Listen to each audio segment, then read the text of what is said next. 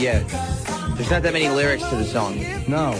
Like a room without a roof? Are you a fucking Brazilian favela? All you've ever listened to is the happy part. It really is. You didn't realize that none of the other lyrics are meaningful at all. No. We have production, by the way, starting tomorrow. I just wanted to start with that today. That was my request. Well, welcome to Jim Norton and Sam Roberts. Yes. Yes. Jim made the request to start with a song Happiness. of happiness. And joy. Because that's what the show is all about, isn't it? Yes. I said, do you have Tefty? And they said, what's that? right off the bat. Yeah. Travis pretended he couldn't find it in the Teft box, but we know it's in there. Oh, my God. Are people enjoying that? I can't believe how many tweets I get. I can't keep up. Yeah, You've created a fucking monster. I can't believe there's two themes that I feel like are prevailing. The Teft theme has gone completely out of control. Yeah. And then bubbling under the surface is a Twitter account called Sam Haramberts. My favorite thing. Where they just extend my face below my nose so I look like Harambe. But it really is done very well. It is. Where you do look chimp-like. And the only problem is that the one in the... oh, those are so good. My chin is pointier. And so what they really do is extend, I think. They widen my nose and then extend the space between the bottom of my nose and the top of my upper lip, which is thin anyway. Oh, I thought it was like manipulate your ears a little bit. The face looks normal. No. It does. No. Look at Andre the Giant. In that photo, yeah, but not in real life. All of those parody accounts, those guys who are doing photoshopping are funny. By the way, they're all fucking funny.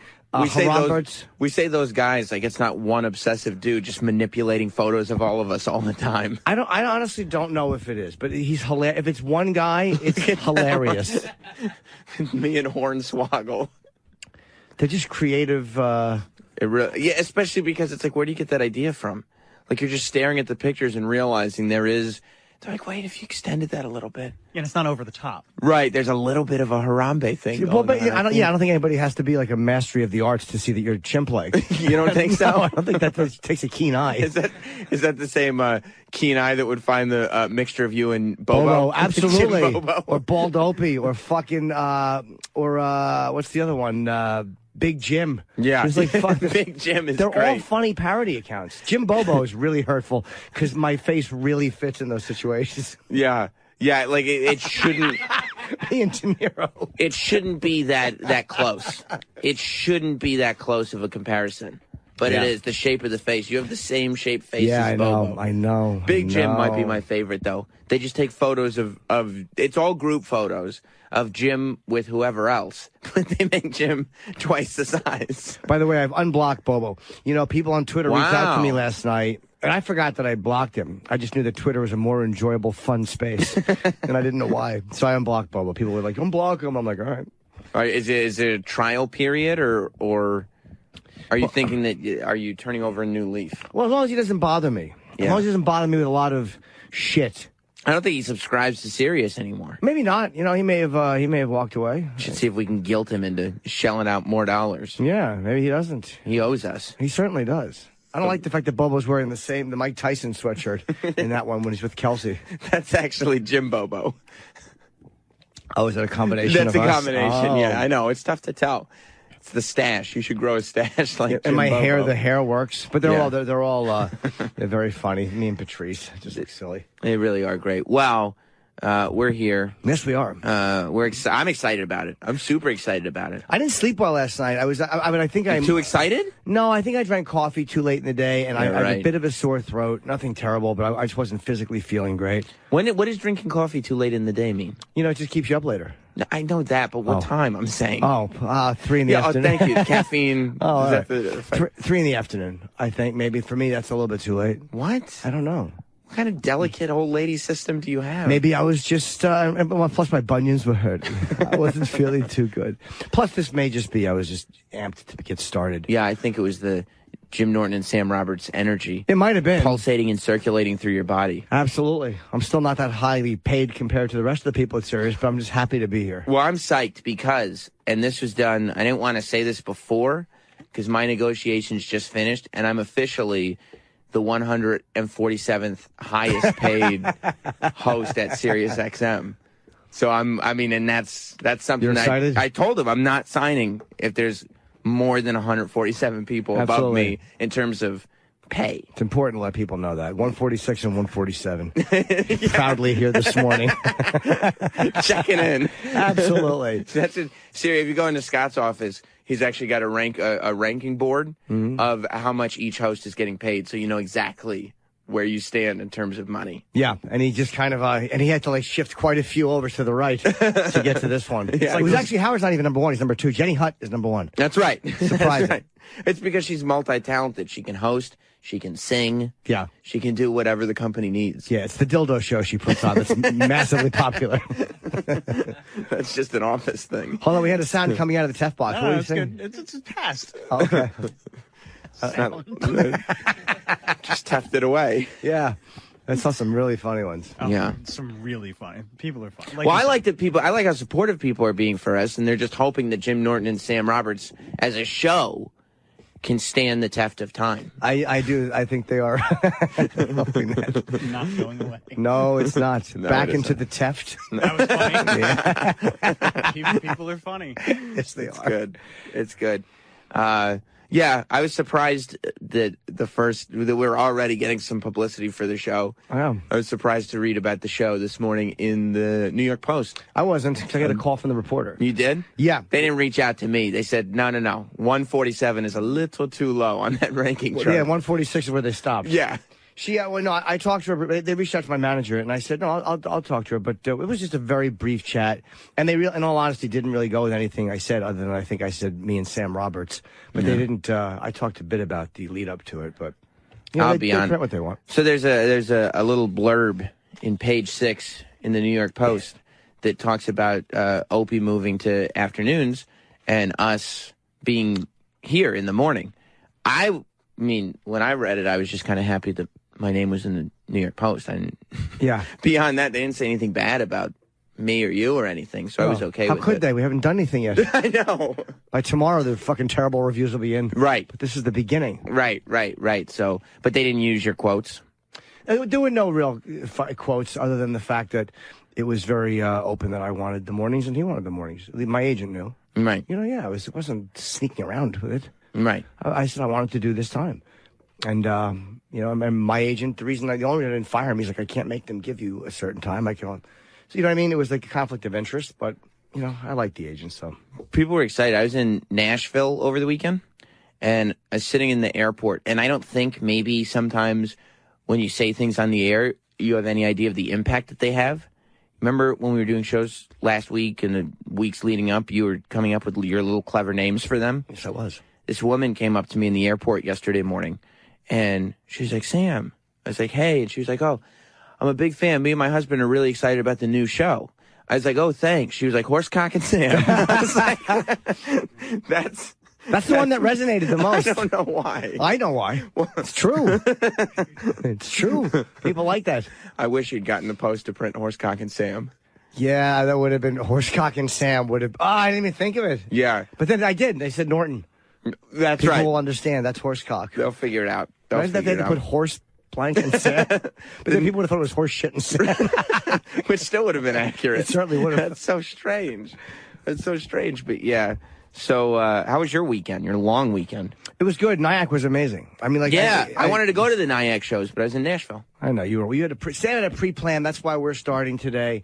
Literally, this entire channel's restart was because Sam was away. Right, number 147, controlling things again. Who saw that coming? Well, it was because you were away. That's why we're starting now. Opie's starting today. We're all starting because you were away. I know. I was thinking, Big okay. Dick Roberts was away, fucking swinging his giant cock in Nashville. I was going, guys, I made plans before any of this was happening, and I'm traveling back on Monday morning, and they were like, no problem. We'll delay the relaunch of the entire channel by a day. You got it. Yeah. I was like, okay, I can get used to this. So I talked to some people in Nyack, and there was a lot of people. The crowds were great, and a lot of people were very happy and psyched that we're doing this. So, and again, it's been a weird weekend. We're in a weird position. Like, Opie's kind of throwing little jabs on Twitter, and I'm responding, and it's like, are we going to get into a Twitter war or a verbal all-out bash fest? I'll leave that up to him. If he wants to, I'll do either. Yeah. If he doesn't, that's okay, too. I would hope not. It seems a little silly. It's fine either way. You know? I mean, in all honesty, I'm not saying I want to. It's I was going back. It's funny. I was talking in DM with someone on Twitter last night. It goes down in the DM usually. It really does. Yeah, you get things done in DM. Just talking, and it's almost like when you know somebody for that many years, it's not as easy as people think to say things that are fucking horrible. And it's not out of being afraid. He's not my boss anymore at all. But it's like you know the guy a long time, and he knows me a long time, and you say, am I going to say something that's never going to be retractable? I have to be very angry to say shit like that. Like, I have to be pushed to a certain point. Yeah. Where when I'm that angry, I have a very, very fucking big mouth, and it scares me. I also don't think that there's any reason in the position that you're in to take shots beyond what are being taken at you. You know what I mean? Yeah, and I know some people have a bloodlust about it. I get it. I understand that. Yeah, I mean, that's what the show is, right? Yeah. Like, people just hoping for war at all times, and you can't really blame them because we cultivated that. But we certainly did. Yeah, I don't blame them at all, and I'm not. I don't think they're wrong.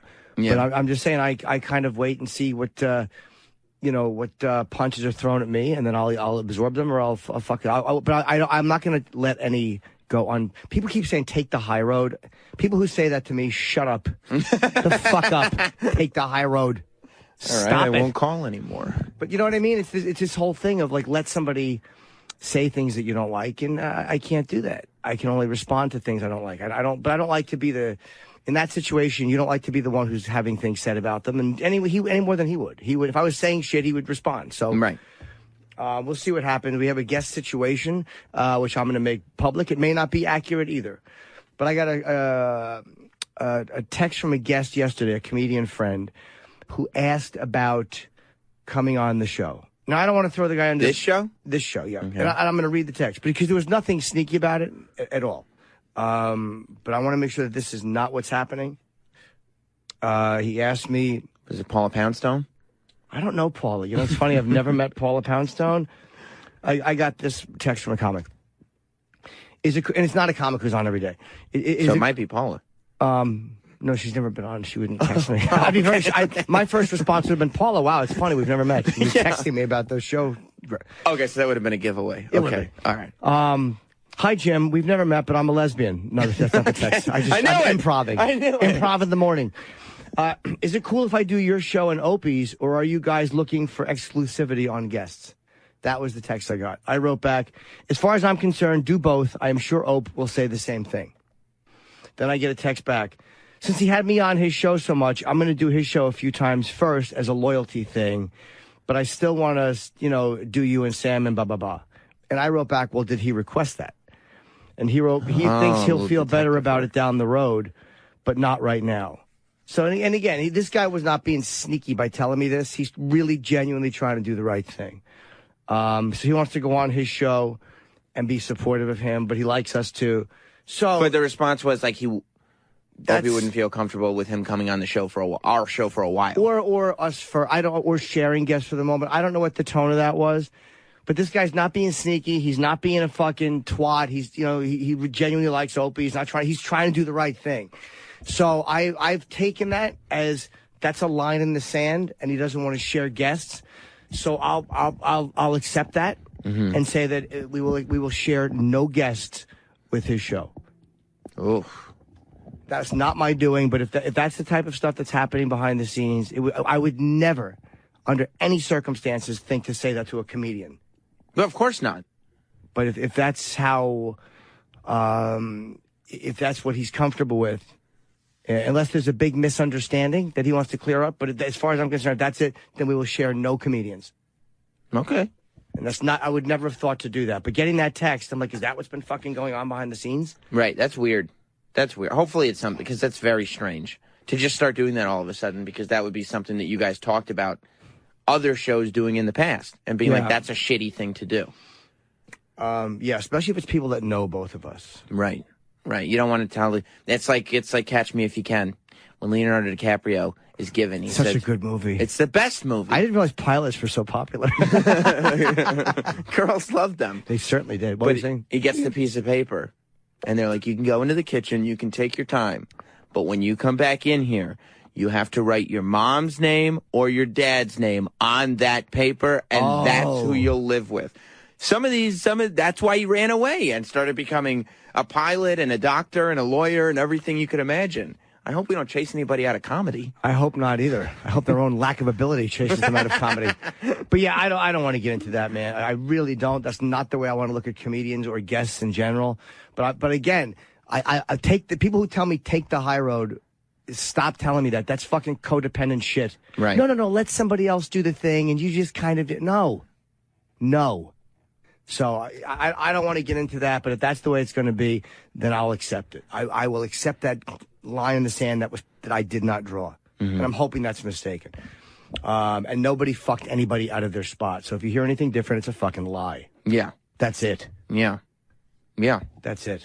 Yeah. So hopefully we'll do. Today we have hopefully we get Johnny Bench. And let me tell you something, Johnny Bench. Hope you weren't planning on doing any shows in the afternoon because the line's been drawn. Absolutely. I got a good fucking joke for him when he comes in. What would you sit on in between innings? It's the bench. Go sit on yourself. It's just stupid. You've probably heard it before. You think so? I think so. Hey, what do you do if you put your jacket on? Is that a bench warmer? Fucking killing that cocksucker. Because he would be warm himself. You mean? Yeah. Okay. He was a great second baseman. Well, I hate the added syllables. You do, don't you? The worst. It's so stupid. It's like what a 4-year-old does. Yeah, but it really is. It's very hard to not say it that way after a while. Not to say it that way. Yeah, podcast. It's very hard not to say podcast.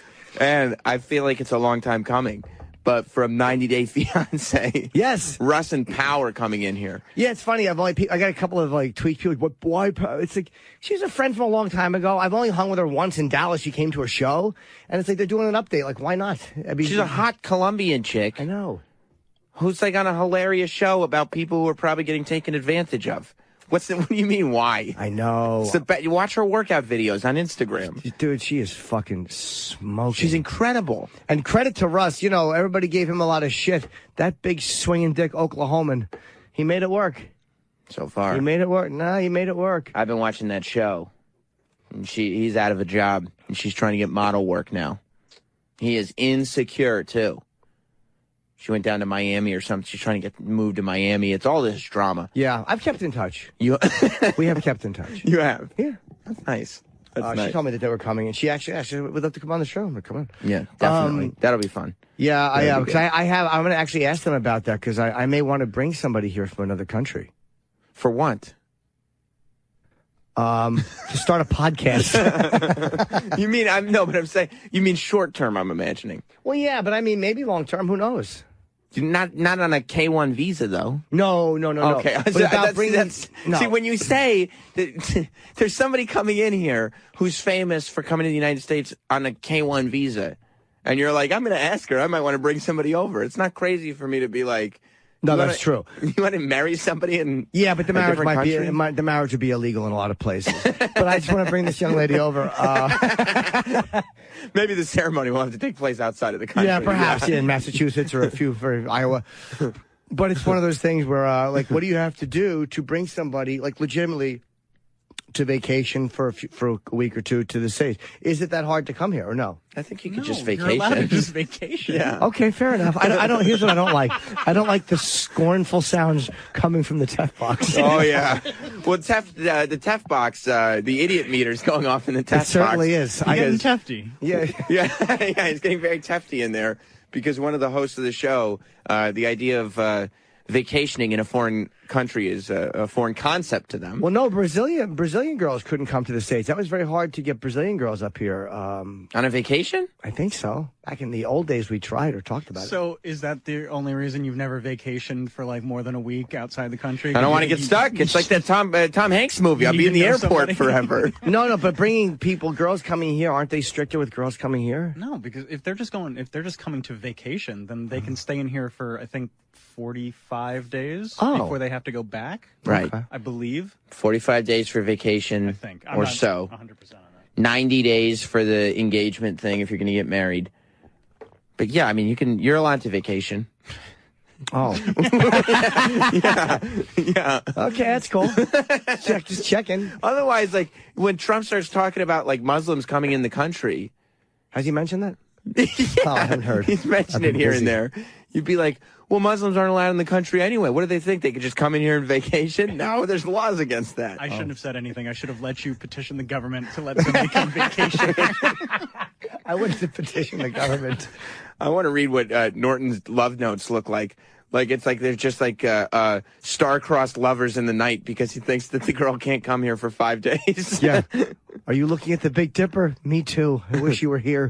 Wish you could come here. It's like, I'm at the airport, stupid. My way. Oh. Yeah, I bought a plane ticket. That's all. I have a passport. That's Fucking all. Google Translate is awesome. Are you really talking to somebody from outside the country? Yeah. From where? Same country Pal's from. Colombia. Where'd you meet her? We met through friends. What friends? We have mutual friends. Oh, okay. Yeah. Some dead presidents. We met through Hamilton. My friend Benjamin. And you might bring her out here for how long? Would you want to do that? A week or whatever. I don't know. She may even have friends in the States. People vacation here all the time. Well, I don't understand where you would. Why are there not friends that you could meet through those friends here in the States? Sure, there are plenty that I have. Right. I thought so. You're a very popular guy. Yes, I am. Lots of friends. Lots of friends. Friends of friends are Absolutely. Jim's favorite people. I'm trying to get back into Friendster. Do you remember Friendster? Yes, I'm looking to do some Friendster. Yeah, I mean, yeah. Why wait for MySpace to come back when you can go all the way back to Friendster? Yeah. Do you take LinkedIn requests? I sometimes, if I know them. Stop sending me. Fucking LinkedIn is like a stalker. Yeah. I'm not interested. I'm not on LinkedIn. Go fuck yourself. You know who loves LinkedIn? Who? Mike Bichetti. He loves it. He came on last time when he did the night show last week. He came in and he was talking about how LinkedIn has been really good for his career. Cool. Because he's gotten to meet a lot of people. He's been sending lots of people messages. That's why you don't want to be on LinkedIn. Absolutely. He's an afternoon guy, by the way. You're drawing that line, huh? Mm-hmm. I want, but so what motivated you to find a friend of a friend in Colombia? Well, it wasn't like I was motivated. It kind of happens. I just farted. I don't know how it happens. You're talking for a while, and you're like, wow. Why are you talking about Paula Poundstone today? We're looking at her on the thing. I don't know why. She just came up. Okay. Yeah, I just thought it was funny. No real reason. Just you're talking, and then all of a sudden, you're like, yeah, why don't you maybe come and visit? Very cute girl. Yeah, I mean, I get. Now, are they? I would assume that they're better-looking girls from outside the country. Colombian women. Yeah. Are phenomenal. They're incredible, right? Oh, fuck, man. What if Pal gets jealous? I think you kind of want Pal to get jealous. Oh, no, it wouldn't even occur to me that she'd care. You don't think so? No. She'd probably be happy to get me somebody in the country. She'd be happy to. I want to just kind of pick her brain for information. Oh, my God. We're looking at these chicks in Colombia. Is that what the girl looks like, kind of? Busty? Yeah. Is she a busty girl? Big breasts, yeah. Not giant, but large. Nice girl. Oh, my God. So how do you start talking to a Colombian girl? You start chatting. Where? I don't like. Well, we're introduced through mutual friends. I'll just say that. I don't want to say who, because I don't want to blow her up. Oh, okay. But you start chatting, and now you might be bringing one over here. That's fun. Yeah, no, I don't know. That'll be a fun thing. Actually, John in Georgia. Oh, cool. Has a suggestion. John. We should take some calls, by the way, too. Yeah, for sure. Welcome to Jim Norton and Sam Roberts. By the way, I just got a text. Hey, Sam, how's it going? I just got a text from Hang on. An immigration John. John. Like what you're looking for. John. Hold on, but sorry, John. I was just reading a text I got from Vinny Brand. Good news. You won't have to share me. I'm not welcome anywhere. Very funny, Vinny. What's going on, sorry, John? Go ahead. Yeah, listen, I'm not an immigration attorney, but it sounds like what you're looking for, you're probably going to need to get her a work visa. And in order to do that, you've got to prove that there aren't any Americans that are willing to do the job, which may not be hard, but it's some additional hoops you're going to have to run through. Oh, that's if she's coming. I see. All right, Well, technically, it's not work. It's pleasure, right? Well, yeah, it's not. It's not work. Shane in Indiana. Welcome to Jim Norton and Sam Roberts. Shane, you there? What's What's going on, Sammy? What's up, buddy? I just want to say congratulations. Good luck on the show. I'm looking forward to hearing great things from Shallow Waters with Shark Boy and Jabberjaws. Is that the name of the show? Shark Boy and Jabberjaws. But, Jimmy, I had a question for you. What's up with the advice show? You know, I don't know if I'm going to be doing that anymore. It's an option I can or I don't have to. But it's like, they want me more concentrating on this show, I think, which is okay. Like, I don't know if I'm going to do Ozzy's Boneyard. I still can do that. There are options if I want to do them. I can do them. But they've been pretty cool about, look, if you just want to concentrate on the morning show, and I may do that. And we're still tinkering with the time, too. So, you know, we're still kind of figuring it out. I hate to say that and give a shitty answer, but that is really the truth of it. I was hoping maybe we could turn it into, like, child care tips with Uncle Paul. That would be a good show. Welcome to teaching them not to tell tall tales. Yeah. Welcome to Snitches at 3. But real quick before I go, guys. That would just work really well because it's the age and the time the show is on. Yes, it would. Lines are being drawn in the sand. I just asked that Ian Halpert go to afternoon. What, buddy? And, he's asking about, since you want to draw the line. I want to draw the line. Based on information that you received. Responding to it, yeah. Where does Ian Halpern land? Please say daytime. Oh, you said that. I guess wherever Ian Halpern goes first, right. Ian Halpern will stay. Right. Okay. But again, and then, I'm hoping that line is not there because I don't want to have to deal with that shit. It's pretty shitty. But let me just say this. Opie, next time you release an open water video, make sure you're standing in the middle of it with a fucking cinder block tethered to your ankles. Okay. Sorry, it'd be kind of hard to upload. Yeah, exactly. If someone's drowning, they couldn't upload. Plus, you wouldn't have Wi-Fi in the middle of the ocean. Thank you, Shane. God damn it, guys. Yeah. Shane. It's like that Eminem song. Which one? The guy kills his girlfriend, and he's making the tape for Eminem. How did he send it out? He drives off the bridge. Stupid Stan. You can't see how Stan. When he recognizes, oh, snap, it's you. It really is. Listening back to some of those songs like that, the slang that's used in them, it was cool at the time. It's not cool anymore. No, the best part of that song is the fucking the Dido song that's in there. Do you listen to just the Dido song? I have, yeah. But I don't like the second part. I just like the part that's in the Eminem song. The hook? Yeah. You're a hook guy. I certainly am. You always have been. In every way, shape, or form. I went to the Johnny Cash Museum. Oh, I've been down there. That's where I got my 2 most popular shirts from.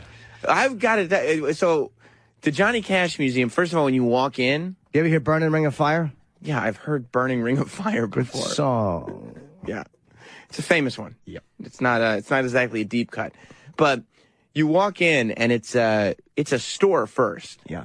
And when I was looking around, I was like, there's no way that Johnny Cash would be like, yeah, this is what I wanted. There is every product conceivable with the word cash printed on it. Yeah. Like dog collars. There's like 15 different types of onesies. There's T-shirts. There's tank tops. There's matchbooks. There's everything you can possibly imagine. I bought things for Bob Kelly's kid in there. Yeah, exactly. I don't know if I ever gave them to him because I don't think I saw him. When'd you go? 2 years ago. Poor Max. If Max stays the same height for the next 3 years, I have clothes for him. I got him a couple of Johnny Cash things. Or maybe I did give it to him. I don't remember. They have playing cards and buttons and everything. And I was like, what the fuck? And so I went into the museum. And at first I was like, I don't know if I should be happy about this. I think they might be bastardizing the image of Johnny Cash. Making some money for his family, though. Well, I went into the museum and I start going over. They have like everything he ever owned in the museum. Like not just his Grammys and like, notepads that he wrote on and everything, but everything. His old dog tags, his forms. Like he must have been a hoarder. He didn't throw out anything. I didn't go into the museum. Oh, you didn't? Nah, me and Kenny were like, fuck this. Let's just go in and get a shirt and get out of here. But you like memorabilia. I do. It's like everything. It's got all his outfits, all his guitars, his records. Did you play any of the guitars? No, they're not available for trial. Does she let you strum?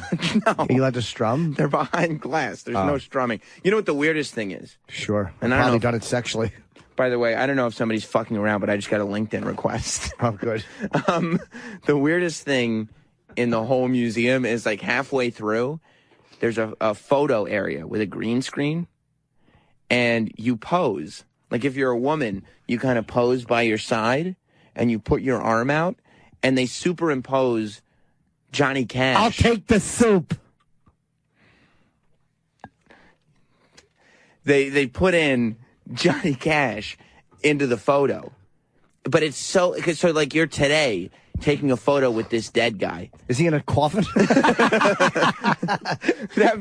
what the photo looks like. And he looks like, go back. And he, you just. That's creepy. I would never watch It's really creepy. It's really creepy. There's something not quite three-dimensional about it. It looks like a photo with a dead guy. Let me think. I don't think I'd want that. And he's smiling. That's it. And he's smiling. You see how he's there in between all the girls? I do, yeah. That's him. Yeah. Yeah. It would be funny if they had him in a casket, though. It would be. Like rotting. You just lean in, there's a fucking half-rotted hand. But he's still got the same hair. The same hair. A little bit of his music piping through. But as I was walking through, I saw that when he was still alive, obviously, later in his life, he was such a whore for merchandising that I felt completely better about the gift shop and went back to the gift shop and bought whatever I wanted to buy. He, in Canada, it was the worst thing I'd ever seen. And I love Johnny Cash. Sure, me too. But in Canada, they had... You ever hear a boy named Sue? Yeah, I've heard of a boy named Sue. Fucking awesome song. He didn't write it. It's one of his biggest hits. He didn't write it, though. A guy named Shel Silverstein, I think, wrote it. But it's still one of his biggest hits. Teft is in there looking. There's one thing you don't want to question. It's my music knowledge. Is that right? It's that there's a humiliation coming for the Teft box. I can't tell if you're serious or not. But no, it was. Shel Silverstein wrote it. That's pretty cool. Yeah. I didn't know that. I didn't know it. The guy who wrote those books that I read as a kid? Did you read books as a kid? Shel Silverstein? I didn't know he wrote books as a kid. We both taught each other about Shel. No. I read You're them thinking as a kid. of the Berensteins. No, I'm thinking of Shel Silverstein. Jewish bears, the guy who wrote like The Giving Tree and all that stuff. Oh, I remember those books. I didn't. Yeah. I never knew he was an author. Oh my God, that's what he's known for. I didn't. It's know like that. we're all coming together. You knew him as a songwriter. Teft knew him as the man who molested him. Yeah, as a child molester. Everybody's memories are meeting in the middle. A giraffe and a half. Those are very famous books. They are where the sidewalk ends and a light in the attic. Yeah. Oh, A Light in the Attic. Now, that could be taken one of two ways. That could be taken that you get hope when you're addicted. Go ahead, back to you. Fucking boo. But as a boy, also, they play some of his Johnny Cash's movies in the museum, and his movies are the fucking worst. They weren't good. No, he was terrible. When you go in the gift shop, his movies are there available, but you know that they're bad because they're like commercially released. I'm getting so many fucking LinkedIn requests right now. Why? People want you on LinkedIn. My phone is blowing up with stupid LinkedIn requests. When you go in, you see the movies, the DVDs, and like the covers are like Xeroxed. You know what I mean? It's not commercially printed and blah blah blah. It's like Xerox $2 supermarket DVDs.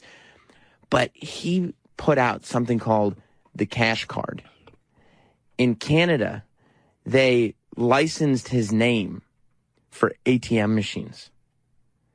So you could get the Johnny Cash Card. Good for him. And you could go and get some. See, that's it. You could go and get some Johnny Cash. It says Johnny's big in banking too. Yeah. Get the Cash Card. Well, you had to capitalize on that before Jerry Mullah cornered the market.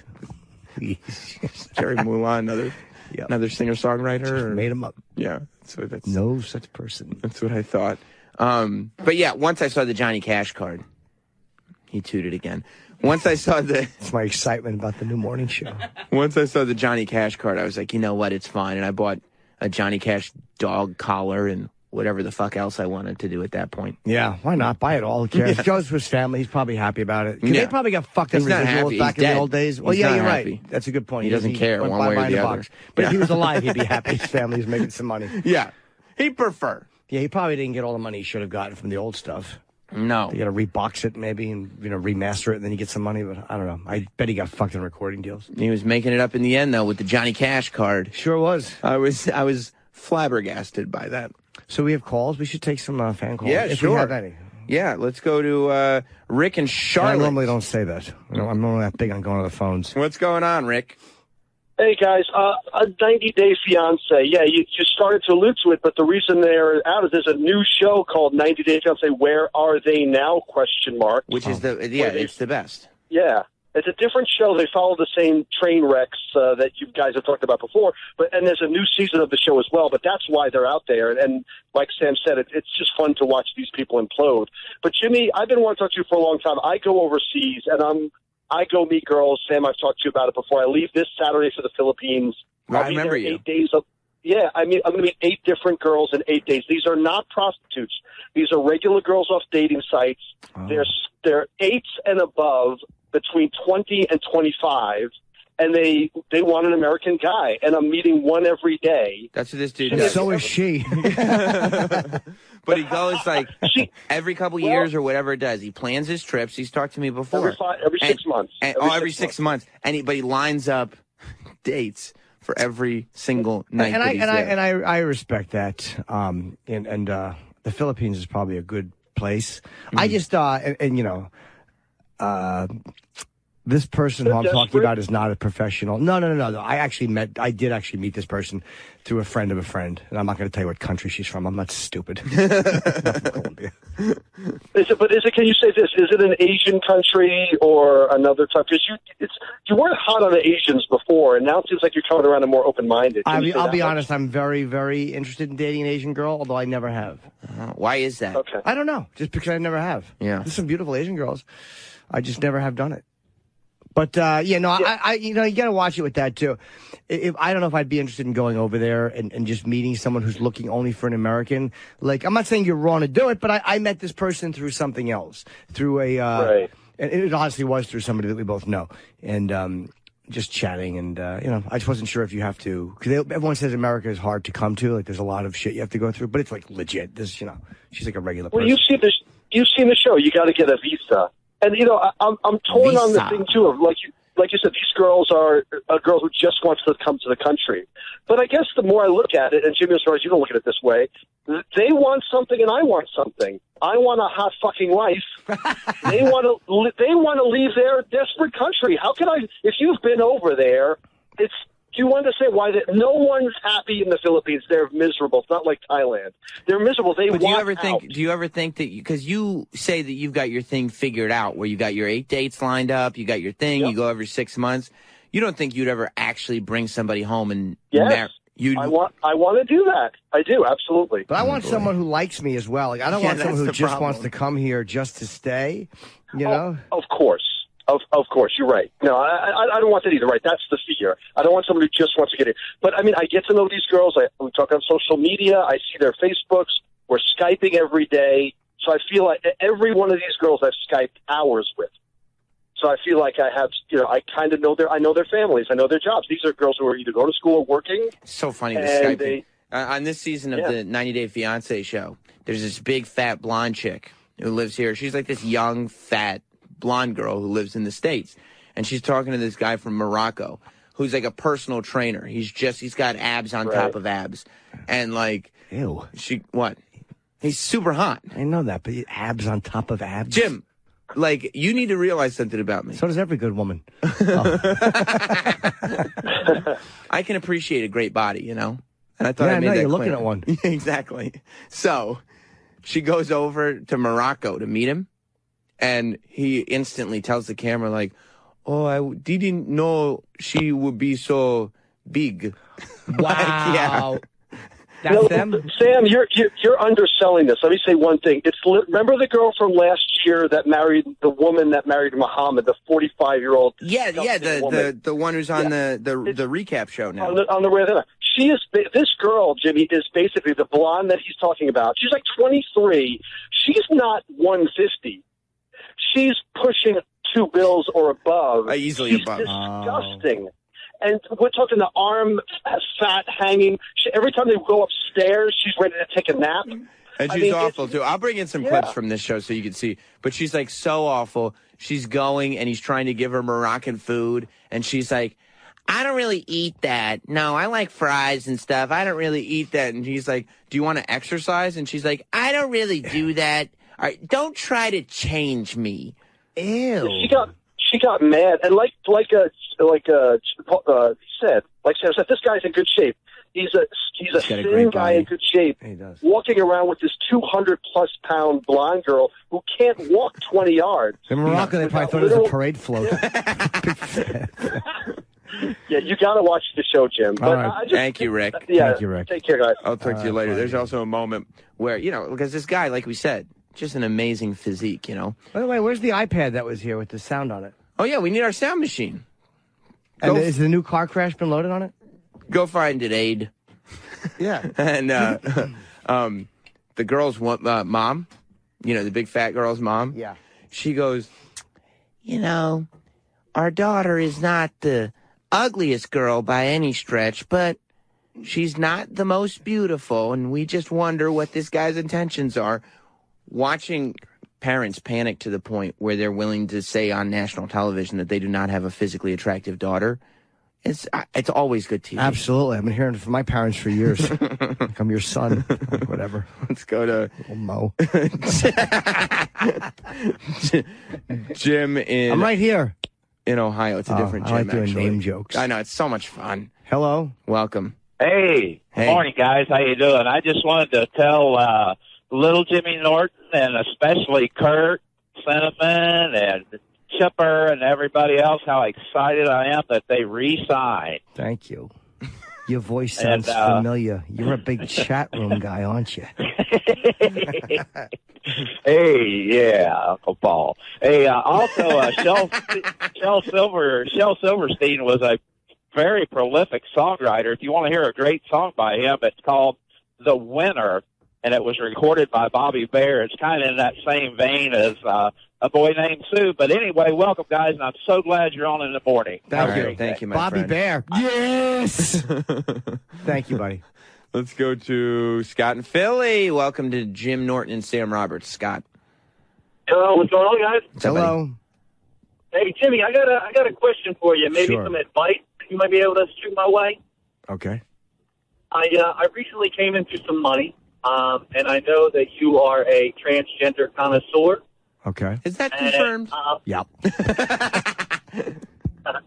And I have the opportunity to meet one of two ladies, Maya Isabel or Naomi, what the hell's her last name? I don't remember her last name. She's the girl with the really big boobs with the big flowers tattooed around her nipple. Who would you recommend? I don't know. I don't know the other girl, to be honest with you, so I can't say the one. Wherever your heart takes you. Yeah. And what do you mean Paul locked up the iPad? I think he put it away with his stuff, not realizing that he wouldn't be here. Cool. Yeah. All right. We'll get it from him this afternoon. Yeah. I don't like the fact that Paul's not here. I don't like it at all. No, but... He works for Sirius XM. He should be a part of this channel and a few of the shows in this channel. We've told him he's welcome. Yeah, I told him. I want him here. Yeah, to welcome to help us out. I love Paul. So, okay, we'll have that by tomorrow. That was just a miscue. Or if we have to get a new iPad, we'll do that with a real car crash sound on it and other sound effects. I don't know. I thought that the that was fucking awful. car crash one we were using last week was very fitting. Get out of the way. Clunk. Shit. John in Delaware. Hello. Hey, guys, I got a question for Jimmy. Okay. Jimmy, you didn't meet this chick through Big A's ex-wife, did you? No. Oh, no, the Trinidadian woman. No. No, he say I'm going to lose 100 pounds and been in the gym. Him look the same but sweaty. Him look exactly the same but like water got thrown on him. Look like a mountain with snow melting. That is still one of my favorite bits ever. Was when you guys found out about His Big Trinidad, A's. yeah.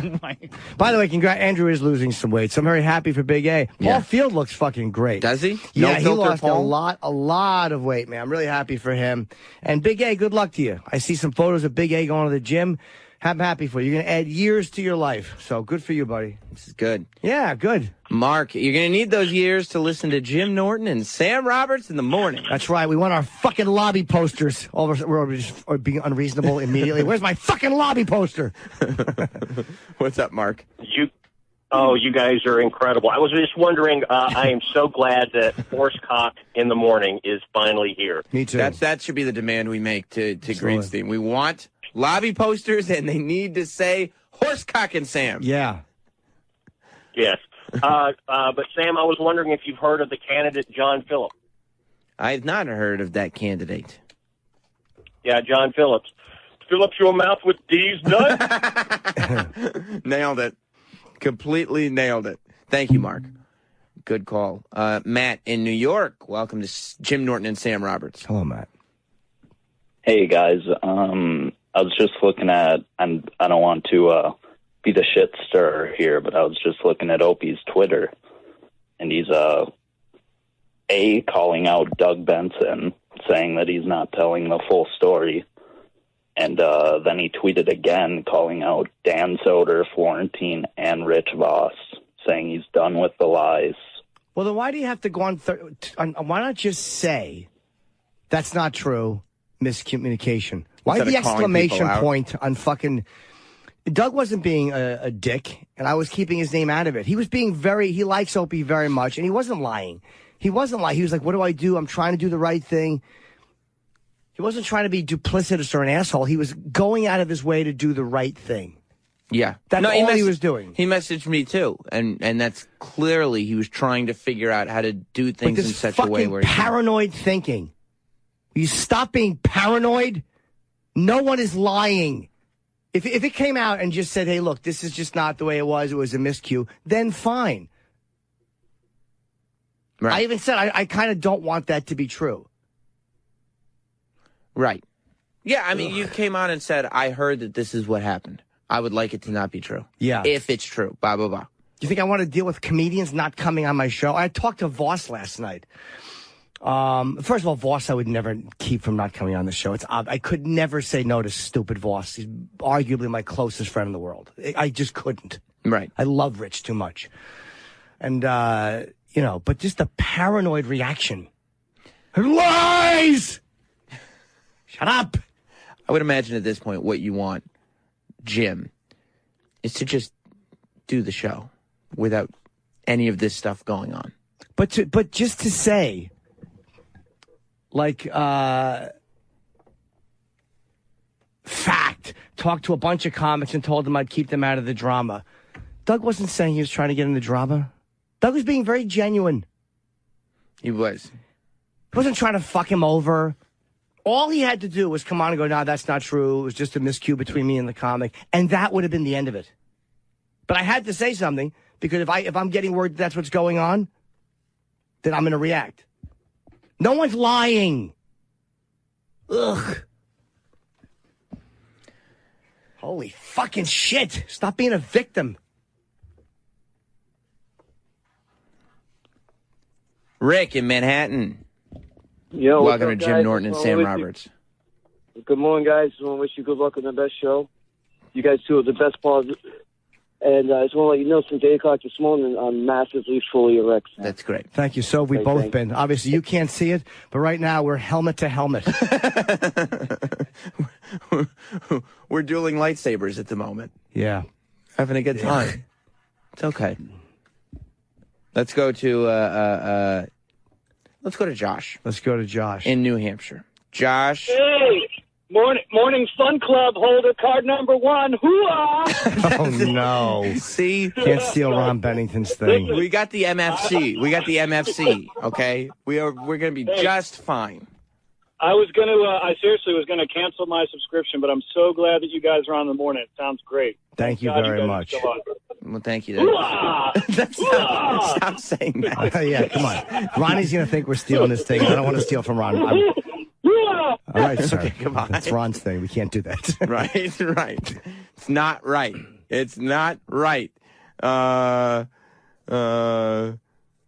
Snowy in Michigan. What's up, Snowy? Hey. Morning, guys. How are you doing? Gee, thanks, Jim.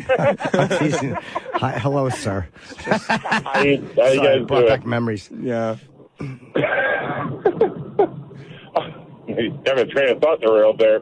Anywho, as a fan, I'm glad the dust has settled on this whole contract. Unfortunately, it looks like there's still a little bit of tension between the two. But hopefully, as a fan, these two good shows have come out of this. But question I had for you guys, though, some of you guys at least make as much as Dennis Falcone is. Dennis Falcone is the highest paid person at SiriusXM. He certainly should be. And he is, I mean... He certainly should be. He's the piss lord, you know what I mean? You don't fuck with that guy's salary. Yeah.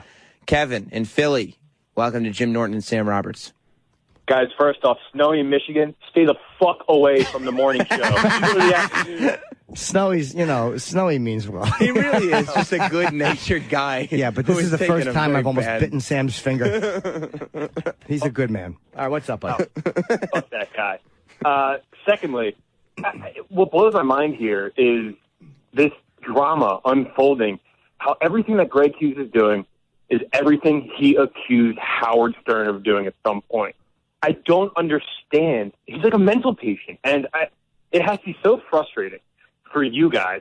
It's a happy-go-lucky place, and that dude is bringing you guys down. It's crazy. Well, the Stern stuff, as far as this, look, if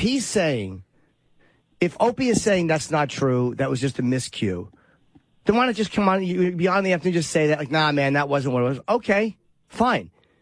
Instead of being paranoid, it's all lies. No one is making up a bunch of lies.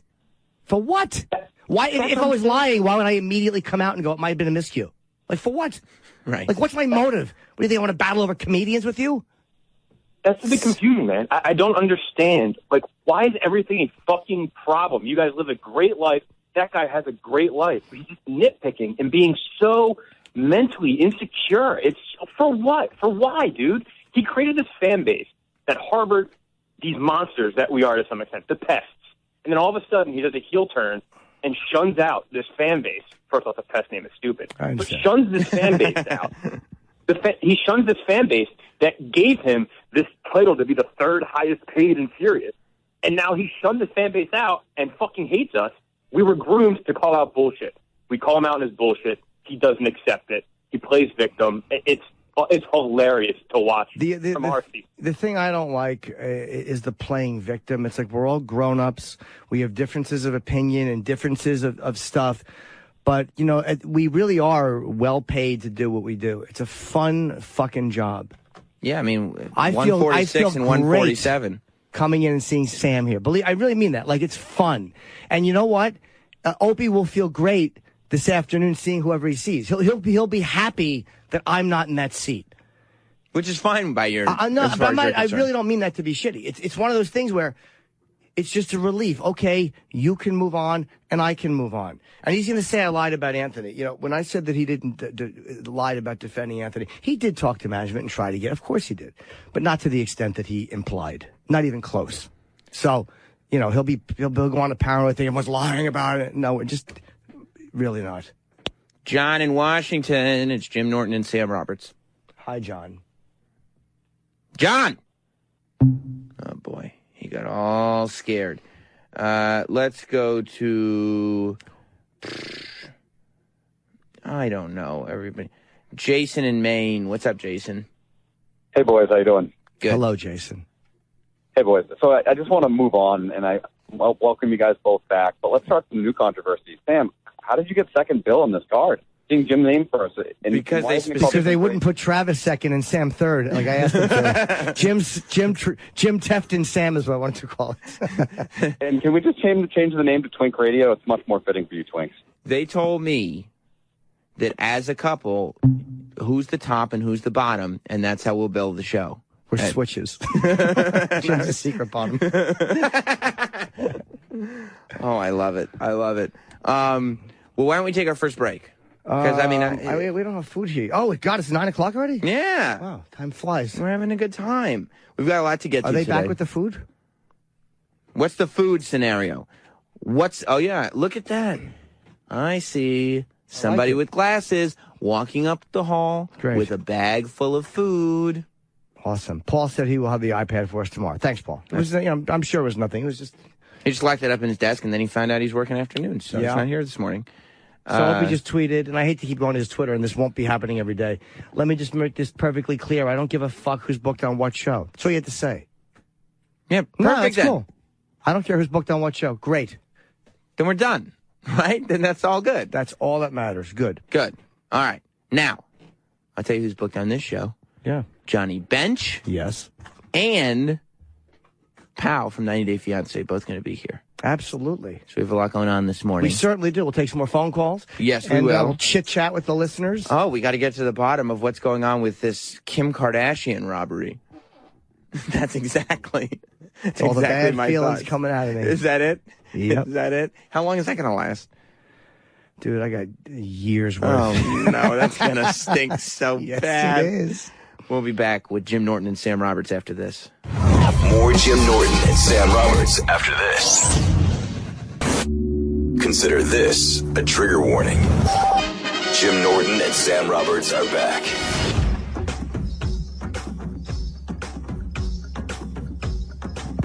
Welcome back. It's Jim Norton and Sam Roberts. Yes, we got a bunch of phone calls and the new morning show. Yes. We're excited. Johnny Bench is going to be here in a little bit. Pal from 90 Day Fiancé. Also, we should mention, we're all across social media. Yes. We're on Twitter, Facebook, and Instagram at Jim and Sam Show. So go to Facebook/ and Twitter/ and Instagram/ Jim and Sam Show. And thanks to Rogan for the tweet last night. I didn't see that, but apparently Joe retweeted it. Yeah, I didn't notice it at the moment, so thank you. That was nice. It's awesome. And let's go to the phones, just see. And again, we don't want this to be any kind of bash fest. Like people want to call and talk, and and we don't have to fucking soft soap anything, as they say. Don't soft soap me. A lot of people have been very cool on Twitter and all over the place. So this is very exciting. Sal on Long Island, welcome. Hey! How we doing, Sal? We're doing good. We're doing. I give Power how you doing for me when she comes to. I'll do that, Sal. I listen. A lot of people bash on one show or the other. I want to listen to both. I want to regularly listen to both, and I'm really excited for 2 Christmases. That's what I'm excited for. Good. Really, 2 Christmases, 2 Easters, 2 Thanksgivings. It's going to be great. We're all going to get fat and a lot of presents. That's how I feel like this whole thing's going to turn out. Yeah, I know what you're saying. It's like that's the way to look at it, but. And I think it'll get there. Yeah, it's still, everyone's a little sore right now. Everyone's a little sour. So let's all calm down. Let's talk. Let's sit like gentlemen. We'll have coffee. Do what we got to do. All right. This is Sal Valentinetti. Yeah. How you doing? This is Sal from America's Got Talent. Oh, I didn't. Sal, the voice. Oh, hi, Sal. How you doing? I would have properly introduced you if I had known, Sal. If I had only known. Hello, Sal. Listen. If I'm calling in, I'm just Sal from Long Island. There he is. The guy. There he is. Well, thank you very much. Man. Thank you very much, Sal, the voice. Thank you, Sam Roberts. Take it easy. I'll talk to you later. Oh, look who we have on the phone on the celebrity hotline calling in. Hello. Hello. Hi, how you doing? Big fan, love you, love the show. I hope they told you to say that before you called in. They did. The screener told me. Travis Teft or something. Yeah. Told me to say that. Hi, guys. Congratulations on your program. Well, thank you, buddy. Thank you. A very tired Anthony Cumia, who was up late last night watching the big WikiLeaks presentation. Oh, were you up late watching that? Nothing. Nothing happened. It was terrible. What did he do? He plugged his book, and I was expecting something, and then we got nothing out of it. Who thought that Julian Assange would take a fucking page out of the Jim Norton plug book? That's how I did it. Yeah, that was a non-event. So, but hey, I'll get up early to talk with Jim Norton and Sam Roberts. Well, thank you. Sure. No, what you mean is you'll go to bed right after we're done. I think Anthony has been up all night.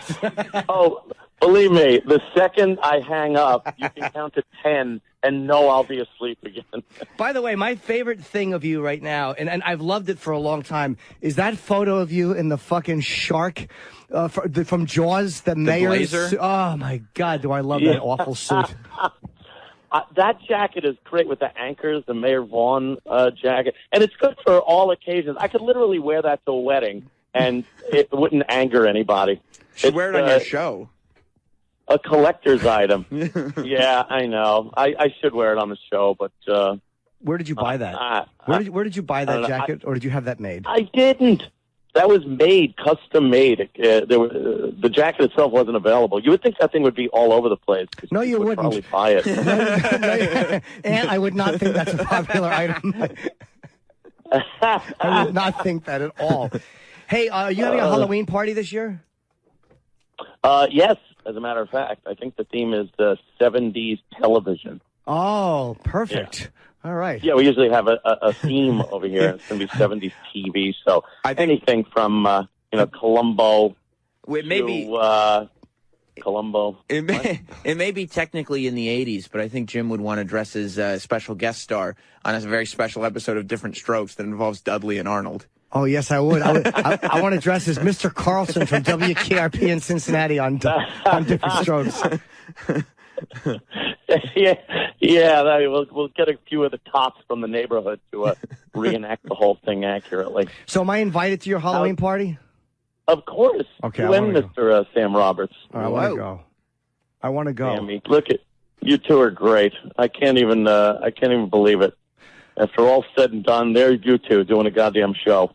Thank you very much. We just hope it's popular. We're demanding lobby photos. We're really fucking annoyed that there's no photo in the lobby. Yeah.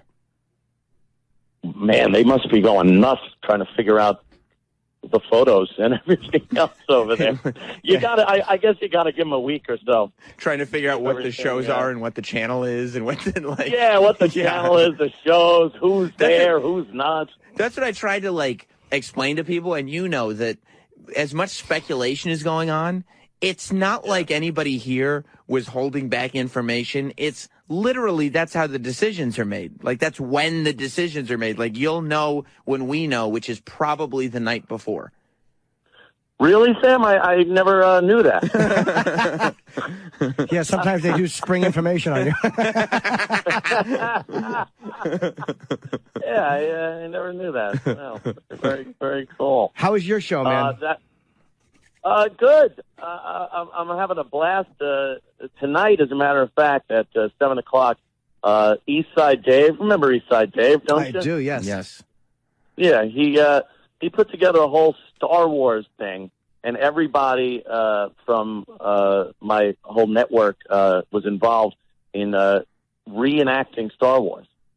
So it's a whole Star Wars extravaganza, which airs tonight. Are you cosplaying? Well, I guess you could consider, but it's not. No! But it's following the script and everything. It's all acted out wonderfully. It's Star Wars done by us. Wait, now have you filmed this already? Oh yeah, it's all done. It's ready to roll at 7. I'm going to watch it, and I know a lot of the people associated with your network. The big question on everybody's mind is, what role will be filled by Daniel Bobo Curlin? Daniel Bobo Curlin was an amazing R2-D2. He was actually going around going, beep boop, all right, beep boop, all right. Yeah. He had a light on his head. It was fantastic. Yeah. Oh, I don't know how the hell I ended up in custody of all of them. But everybody went with you. You got Big A, and you got Bobo, and you got who are you playing in the Star Wars? You really got fucked in the divorce settlement. Oh yeah. Yeah. I had to support all the kids. So first of all, we know who Big A is. Now, does he have to cryo freeze Han Solo? No, that's 2. That was Empire Strikes Back. Yeah, I'm not doing the whole that was trilogy. Empire Strikes Back. This is 1, and he's Tarkin. So he's a very plump Tarkin. Which one was Tarkin? That's so funny. Who's Tarkin? One of the Empire bigwigs. Yeah, he's like the Grand Moff. Was that Peter Cushing's role? Yeah. Oh, okay. Oh, that's Big A? That's bad casting. Yeah. That's very bad casting. Oh, there's some dialogue that goes back and forth because I'm Darth Vader. So there's a dialogue that goes back and forth between him and I, and I'm just standing there waiting for him to get out. The jets. He just can't say it. You have all the outfits and everything? I'm very psyched about that. What's that? You got all the outfits and everything?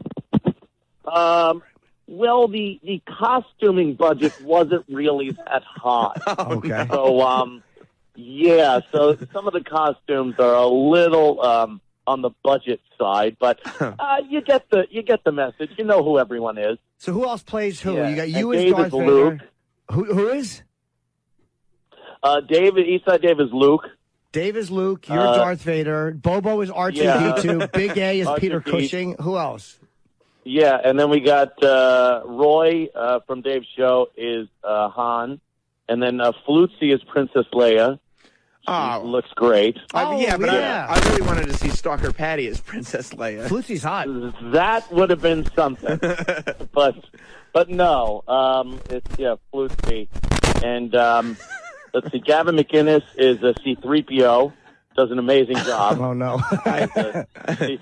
C-3PO, and then there's extra guest stars for various stormtroopers and other things. I have to tell you, I'm looking at a photo online right now on somebody's Twitter account, and Bobo is so humiliating. Bobo is wearing what appears to be an orange T-shirt, and he's got some kind of blue mat duct taped to him so it looks like he doesn't have legs, and then he's got a miner's flashlight on his head. Oh, good. And some wrap, minor. Oh, and some wrap around his jaw to the top of his head.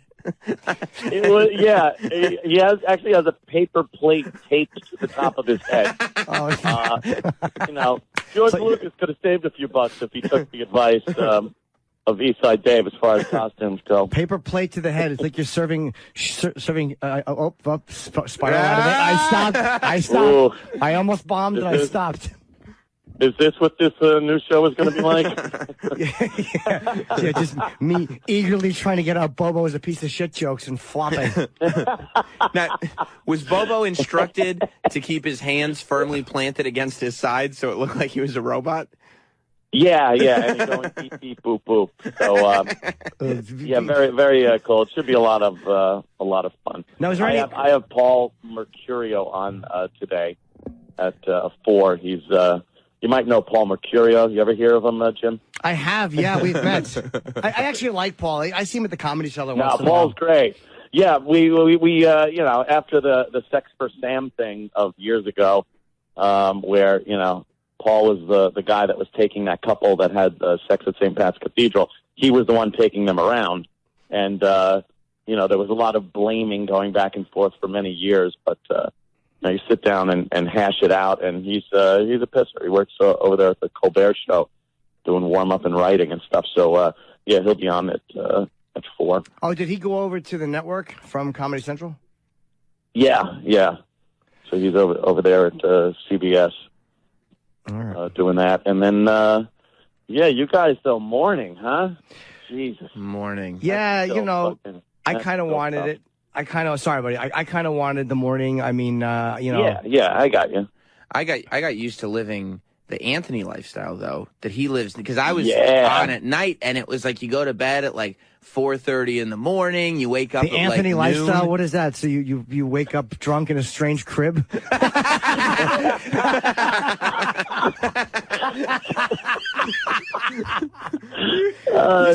You see bars, and you have to figure out if it's a holding cell or a crib. Am I in jail or did I get lucky?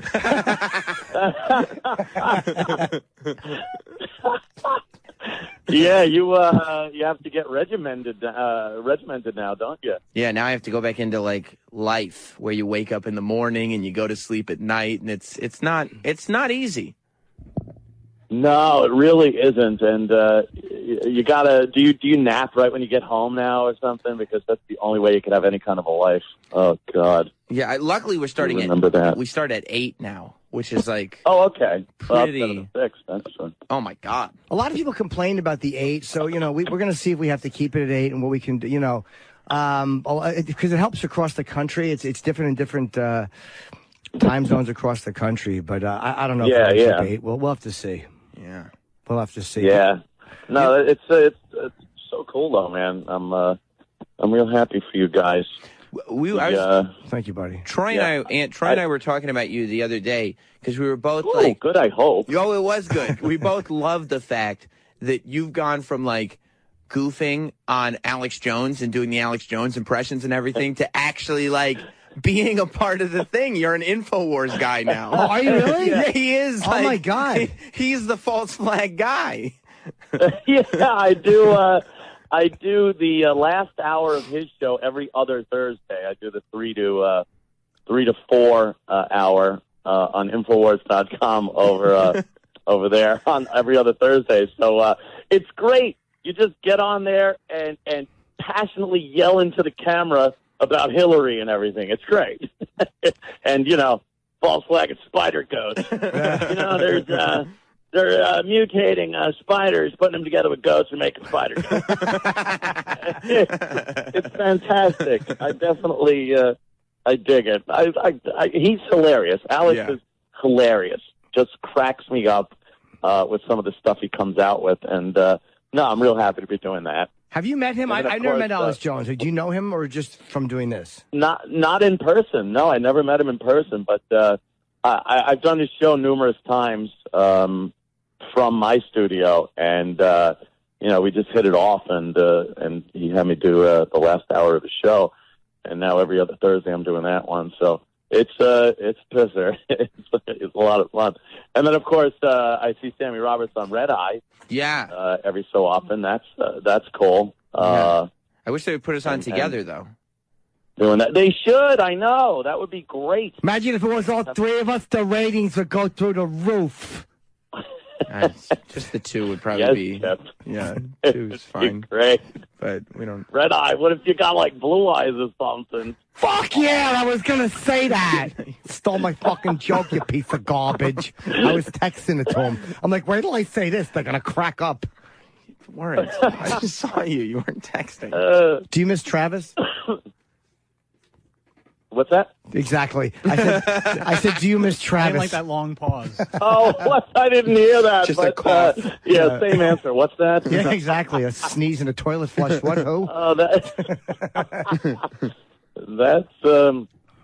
I saw that one. Who posted that? It said, he didn't answer. You've heard the best. Now here's who's left. Oh, that was hilarious.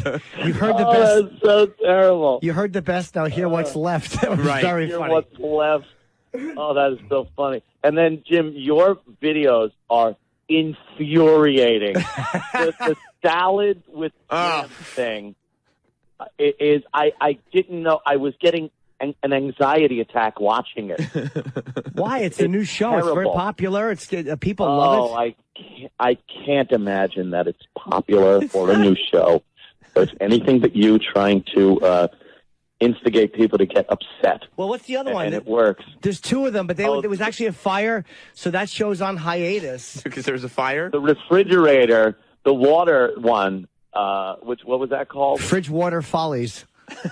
Bridgewater Follies with you crackling the plastic water bottle. Why? I had to move the mustard. Yes, first you move the mustard, and then when the water bottle tips over, it's angering. They're angering to watch. I love how many times you've watched it, though, that you know every moment of it. Yeah, you really do. You've committed it to memory. It's a fucking Zapruder film. You've analyzed this. I could not look away. It was a horror. Thank you. There's more to come. There's more to come. Thank goodness. Salad with Jim is on hiatus. It will be back. There's an uproar. Fridgewater Follies right now is taking off. So we'll see what's next. That's fantastic. We'll come in and see you soon, too, man. We'll come and see you soon. Yeah. Yeah, that would be very cool. Come on in and, talk about what life is like doing a popular morning radio show. That's very cool. We won't know. But it's good talking to you, brother. You know that. Yeah, that's cool, though, man. I'm real happy for you guys. And, come on by, definitely. All right, we'll talk again soon. Thank you. All right, pal. Take it easy, man. All right, bye, buddy. Talk to you later. And you can check Anthony out, obviously, I think 4 to 6 today on the Anthony Cumia Network. And you can, go to Ant's Twitter or whatever if you want a link. Yeah, AnthonyCumia.com. AnthonyCumia.com. Take you there to everything. He's got a lot of fun shows going on over there. It's good to hear from him again. Yes, absolutely. And then there's that That fucking Star Wars thing with Bobo. Oh, I can't wait to I don't know if I'm watch going to now. like that or if it's just going to upset me too much. Why would it upset you? Just to see him going... Just because of how infuriating he would have been to deal with the entire time he's doing it.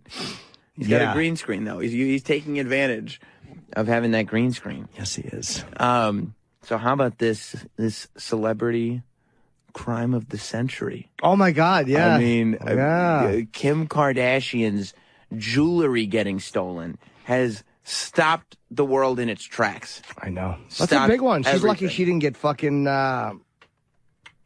She's lucky she didn't get assaulted, or she's lucky that they only wanted her jewelry because she was fucked. Like, there was nothing she could do. There was no one to help her. Yeah, so I guess she was in France. Yep. She's in her flat or whatever. She has some kind of apartment over there.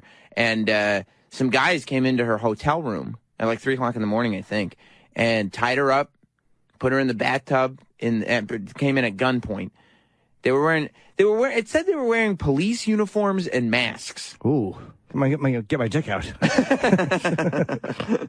I don't know why, if you're going to wear a mask, you would bother putting on a police uniform, because police don't wear masks. So, well, maybe she didn't know they had masks on. They burst in. Not look at their faces? Well, they burst in. Here's what I heard. I heard they burst into the room. Kind of like me as a comedian, I'm just bursting onto the scene. Right. I get you. And they probably wore the uniforms up and then put the masks on right before they went in. See, that's smart. That's probably what they did. So they go into the hotel room, hold her up at gunpoint, tie her up, put her in the bathtub, you lock her in the bathroom, and then they stole something like, they're saying like $10 million worth of jewelry. Wow. Which, I mean, it sounds like a lot, but she had one ring that was like $4 million, and I think it was some kind of fashion week. Like, there were events. Right. And she had to, you know, put all her stuff on and everything. And I don't know, people are criticizing her because, like, right before she got robbed, she was Instagramming her $4 million ring. But it's not like the fact that Kim Kardashian is rich is a well-guarded secret. You know what I mean? Yeah, exactly. Everyone knows she's got jewelry and all kinds of highfalutin things. Yeah, she's a highfalutin chick, this one. She sure is. I don't know. It's just like, it's kind of a bit much. The amount of coverage that's going into making sure that we know every detail of what happened to her. Is it an inside job? Did her security team know? Did this happen? There's no takeaway from it. No. But that's a big deal, though. I mean, when somebody that famous gets robbed at gunpoint and tied up, that's fucking huge news. Yeah. Yeah, she's one of the biggest celebrities in the world, and they find out she had no security in her hotel room. Yeah. Like, I wish I would have known. I wish I would have showed up and pitched her show ideas. They had Kanye was in concert as it was happening. Yeah. And he just announced all of a sudden, sorry, I got to end this concert, family emergency. And he left. But I don't know how he got down, because it's not like he could just walk off stage. Somebody must have told him in his earpiece. Oh, an assistant ran out on stage. He's got a floating stage. No, this was at a festival. Oh. He's lucky, because I saw him on this tour. He's got a floating stage, so he wouldn't have been able to get down at all. Once you start the show, he's all tethered in and shit. It's very, very difficult. So he was at a music festival, and somebody just came out and was like, hey, come here for a second. Yeah, I think they motioned him to come to the side of the stage. All right, so it's not even that big. If he's at a festival, so he's not even canceling one of his own shows. No, like the festival. Right. Now that he knows, but the festival keeps going. Like, it's not like he just left and everything, and the party's over for everybody. Unless he was the headliner. That's true. But even so, it's a festival. Enjoy the other bands then. Or I hope you have enjoyed the other bands then. That was kind of weird that he just didn't do the last 10 minutes of the show. But again, I don't know what the guy told him in his ear. He might have said, your wife's being held at gunpoint. Yeah, I kind of get ending it. You probably have a bit of a difficult time staying in the zone. I wouldn't. You would be okay with it? I would say, look, let me finish the show. These people paid for a show. Yeah, you're a professional. I am a professional. So if your girl from Colombia, or whatever country it's from, comes over and she's being held at gunpoint, you won't leave me to do the show by myself. You'll finish your duty. Absolutely. Good. Don't say duty. Duty. Ew. That's what it is. No one says that. It's a duty. Ugh. That's exactly what it is. Really not. And that's what you have to do. Does this make you worried as a traveling celebrity? It certainly does. That you're going to get robbed at gunpoint for all your valuable things? I'll tell you one thing they won't find in my hotel room: condoms. No condoms will be stolen. Beauty of me. Because you don't use them. No, I don't. And once in a while. But it would appear that it was an inside job. That's what everybody's saying, that the security team obviously had to tip somebody off. Well, they say the concierge, some of the stories are not matching up. I don't know what stories and what they're not doing. Mm-hmm. But, some of the stories apparently are not matching up. I was wondering how you resell that shit, because it's clearly, if you have a $4 million ring, everybody's going to know what it is. You break it. Like, you break up the stone into smaller stones, then you melt down the band and all that stuff. Yep. You'd have to break it so carefully, though. Like Jake LaMotta, that's what you got to do. Here's the jewels from the belt. Yeah. Takes a hammer. Get away, my kids, Jake! It's pieces of the ring. Yeah, this is the jewels from the belt. The fool. What a goddamn idiot. Why would he make that choice? I love when the guy says, Mr. LaMotta, the belt of a champion is a very rare item. Like, you asshole, why would you do this? You think he felt stupid at that point? These are the jewels from the belt. Because he thought he felt so low about himself that he thought the jewels in the belt were worth more. That might be my favorite De Niro moment ever, is him going, these are the jewels from the belt. It's just such not a smart move. No, it isn't. No, it isn't. He's a fool. I would love that if those robbers, sloppily broke the diamond ring and it was just shards of diamond. There's just nothing you could do with them. You think of all the bad shit that could have happened to her. Oh, my God, yeah. That's really scary, man. Yeah.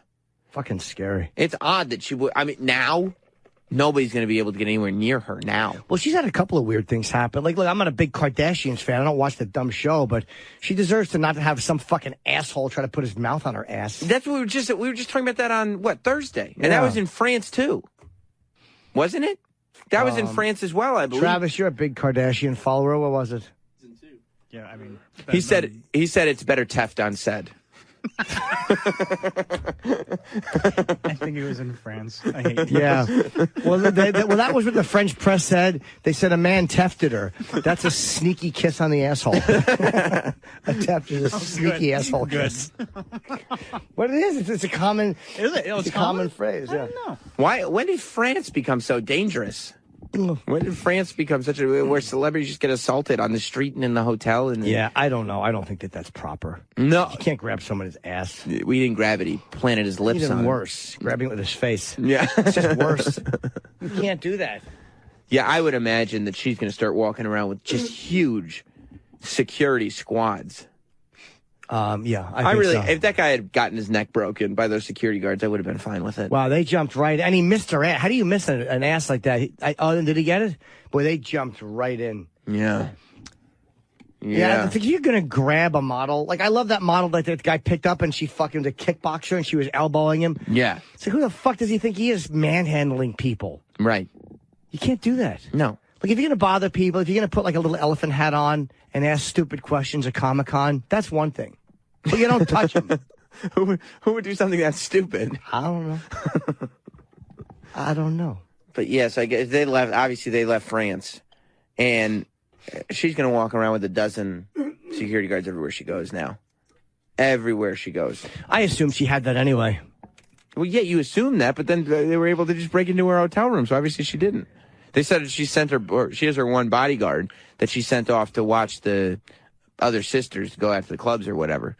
And while he was gone, that's why it's either a concierge knew something or somebody or a security team knew something, because they waited until that bodyguard was gone. Have you seen what her bodyguard looks like? No, is he dreamy? Wait, what do you mean? He is. His name is something Duvier. He's a massive man. Oh, of course he is. But the thing is, they said her bodyguard is not under suspicion. No. Yeah, they keep saying that, like, he was doing the right thing. I'd be so insecure if that was my wife's bodyguard. Why? Because I would think that she would want to sleep with him instead of me. You'd be right. You could say that about anybody bodyguarding your wife. Yeah. Look at it. He's a hulking man. Nah, but her husband is one of the biggest stars in the world. I mean, Yeah. It's just... You're Kanye. Wait, what's that picture of me and you? Not Sam Fan Cuddly Bear. It's me on top of you? What's that photo on Twitter? I don't know. It looked... It was a Photoshop. Give me a copy of that. There it is. It's me in a really gay outfit straddling you, and there's a finger in your hiney. There's some blackberry preserves. Why? Adrian likes to get, when he gets a salad tossed, he likes blackberry preserves put in there. In prison, they have this I know thing. it's grape jelly. Or syrup. Some people prefer syrup. That's probably because they don't shower very often and the asshole stinks. Have you heard the explanation from the guy in prison gives? Of course. Okay. So you know syrup and grape jelly. Yes. Yes. Adrian has always said he likes blackberry preserves, so I think that's where it comes from. Well, he wouldn't care what's in his asshole. He must like tossing salad because he likes that taste. You like to kiss after? Yeah. Oh. So you get blackberry preserves with a fucking hair in it? Terrible. Yeah, what a terrible kiss that is. Eat it with a spoon. That was tweeted to Jim and Sam Show on Twitter. Jim and Sam Show. Let's go to Bub in Connecticut. Hey, what's going on there, Bub? Bub, you're on Jim Norton and Sam Roberts. Bub, I got a bad feeling about tonight, Bub. Congratulations on the show. Thank you very much. Been listening for a long time. You guys both deserve it a lot. Oh, thanks. You know, it's going to be interesting to see. You guys, you can carry each other. You know, when Jim's out doing his thing, Sam can carry the show and vice versa. You guys have the talent to do that. And it's going to be interesting to see how the other guy does on his own. You know, it's like you guys have carried him. It shows. You know, look, and I'm not saying this to be polite. I'm sure he'll do fine. The times he's been in the afternoon when he did his pop-up show, they were fine. Yeah. You know what I mean? I think he probably works better without me because he's more relaxed and he enjoys it more without me, and I enjoy it more without him. And it's not even it is what it is. You get to a point in a relationship where, you know, it's time to move forward and separate. And you know, no, I think he'll sound better with other people than he has with me in a long time. I honestly think. Well, he needs other people. I think. But you know what I'm saying. You know. Yeah. Well, I appreciate it though, Bob. But I honestly think he's gonna do a good show, and we're gonna do a good show, and we're gonna have a much stronger channel for all the pieces together. By the way, if you hear a dull thud, that's me smashing Sam with the chair for his positivity. Well, listen, you start with the happy song, and that's what you're going to get. No, you're right. You're right. Let me go to John in New York. Welcome to Jim Norton and Sam Roberts. Hey, guys. I was just curious how long the contract is for, and since you're still on the Opie channel, does he have any control of, like, trying to get you guys off or anything like that? I signed for 18 years at $38,000 a year. I'm assuming that Jim has a similar deal. You actually did better than I thought you did. No, I'm here for a couple of years. Yeah, 2 years. Cool. Thanks, so, guys. No, he doesn't have any control over us. You know, yeah, we're us over him. Yeah, no. We're just doing. We're doing shows. We're doing the shows. Kevin in Indiana. Hey, guys, how you doing? Good. Hi, Kevy. Hey, Jimmy, I was at the show you did in Indianapolis in March. I laughed my ass off. It was so good. Hope you come back. I will. I really enjoyed that gig. Thank you, man. That was a great show. It was awesome. I could not. I was still talking about it several days after. That tells you how empty my life is. But hey, or how full it is, thanks to me. I'd say empty. Empty. Hey, you know, Sam, honestly, back in the day, I wasn't that big a fan. Did you say that, or did we all just think it? Sorry, Sam. You know, but I do every time. But listening to you guys, the last few weeks of Sam filling in, I kind of got the vibe from the old days and stuff because Sam's a shit stirrer. What? And gets stuff going. Yeah, you said eater wrong. Sniffer. But yeah, so Sam, I'm down with you now, my man. All right. Well, thank you. I've found that the last 5 or 6 years have been full of qualified compliments. So I really appreciate it. And I'm sure you won't be the last person who lets me know how much they used to dislike me. So thank you. But that's, you know, you're growing on people. That's right. it. That's look at it that way. Tumor. You know, yes. That's something. Thank you very much, Kevin. All right, man. All right, buddy. Have I'll a good talk day. to you later. Goodbye. We have Johnny Bench coming in here in just a couple minutes. Is he here yet or no? Yeah, he's going to be here in like 2 minutes. He's going to walk in. Oh, he's upstairs already? Yeah, I believe so. He's finishing up an interview and then he's coming over. I got to piss desperately. Should I run and piss real quick? You could keep talking. If you want to. I mean, 9:42. I didn't realize you weren't going to break. I mean, do you want a quick break? We could take a quick single. And then do you have to? Your bladder is just. It's infuriating. This is day one. I can't have this type of talk. All right, we'll be right back with each other off. Johnny Bench. We'll be back with more Jim Norton and Sam Roberts. Get comfortable. Jim Norton and Sam Roberts are back.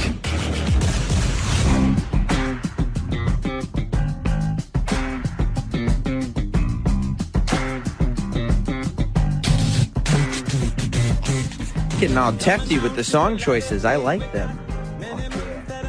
Welcome back to Jim Norton and Sam Roberts. New Chili Peppers. Well, you know what? Do I hate this? Hold on. I like how you're bobbing your head. You're like, what's this? And I tell you, you're like, no. Yeah. It's all right, but I've never been a big fan of them. I mean, they're you ever fine. give it away? It's That's really a stupid good. question. It's really good. Yo, what's the song about dope under the bridge? It's about you, right? It's about Chip. No, he's not a dope. but he gets zooted. Fuck yeah. You should follow us on social media, Jim and Sam Show. That's on Facebook and Twitter. Facebook. And Instagram. I don't even follow that one yet. I guess I should. Yeah, well, it just launched. Oh, yeah. Just launched. So, big excitement. Yeah, at Jim and Sam Show. We post everything we talk about on the show on the Twitter account. Stuff goes up on the Facebook account. Twitter's on the Instagram. I mean, photos on the Instagram. We will have a YouTube. It's just that's getting the URL is slightly more pricey. Not pricey. No, that's the wrong word my entirely. bad gesture. But yeah. Our YouTube channel will probably launch later today with like 10 or so videos that are all going up. Okay. So we're very, very excited. Yes, we are. About everything that's going on. We will be here every morning. The show will be on Monday through Friday, starting at 8 a.m. Eastern. Yes. At the moment. And replays, at the moment anyway, I believe, are right after the show at 11. Right. And we have 9 to midnight, the old Sam Roberts show time slot. Cool. Will be a Jim Norton and Sam Roberts replay. So you're saying that there's finally going to be some entertaining program in that hour? You're saying there was a piece missing over the last year or so. Yeah, so hopefully people will get to listen to it. Red Hot Tefty Peppers? That doesn't make any sense. No, it's more better if it's in the Red Hot Chili Tefters. That I like. I'm obsessed with Teft. Yeah, me too. I enjoy all of them. I celebrate the entire catalog. Where's Johnny Bench? He's on his way in. He's finishing up his interview before us. Johnny Bench. Yeah. You know, Jim. I'm going to do this like my hand, like I'm waiting for the ball to get thrown. There he is. Many people. Catcher extraordinaire. We should close the curtain, by the way, so we get good video. We don't have people walking by. Many people consider him to be the greatest catcher of all time. Did you know that? Yeah. That's right. I've heard that. He played for a little team called the Cincinnati Reds. No, they were big. From 1967 to 1983. Yeah, allegedly. Okay. 2-time World Series champion. Yeah, whatever. Big deal. MVP in 76, okay? Yeah, that's what you say. And there he is, Johnny Bench. Hello, everybody. Hello, is how are entering. How are you doing? Nice to see you. Pleasure. How are you? Welcome. Thank you. Thanks for having me. Thanks for coming in. This is good. This is good. Welcome. We Is are this live. the morning or the afternoon? This is the morning still. Yes. Yes, technically. How are you doing? I'm doing great. We're having a great time being able to talk about our the Smithfield School app.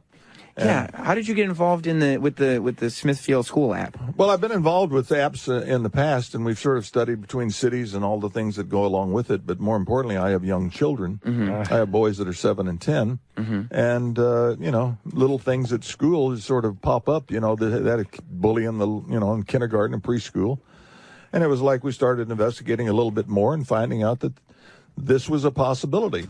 And so we found the developer to provide all of the information that each app would provide. Mm-hmm. And we've developed this app and we started talking to Smithfield about it. And they said, we want to be a part of this because suicide is the third leading cause of death for teens. And a lot of it's because they're being cyberbullied, and a lot of the social media, the way we have it today.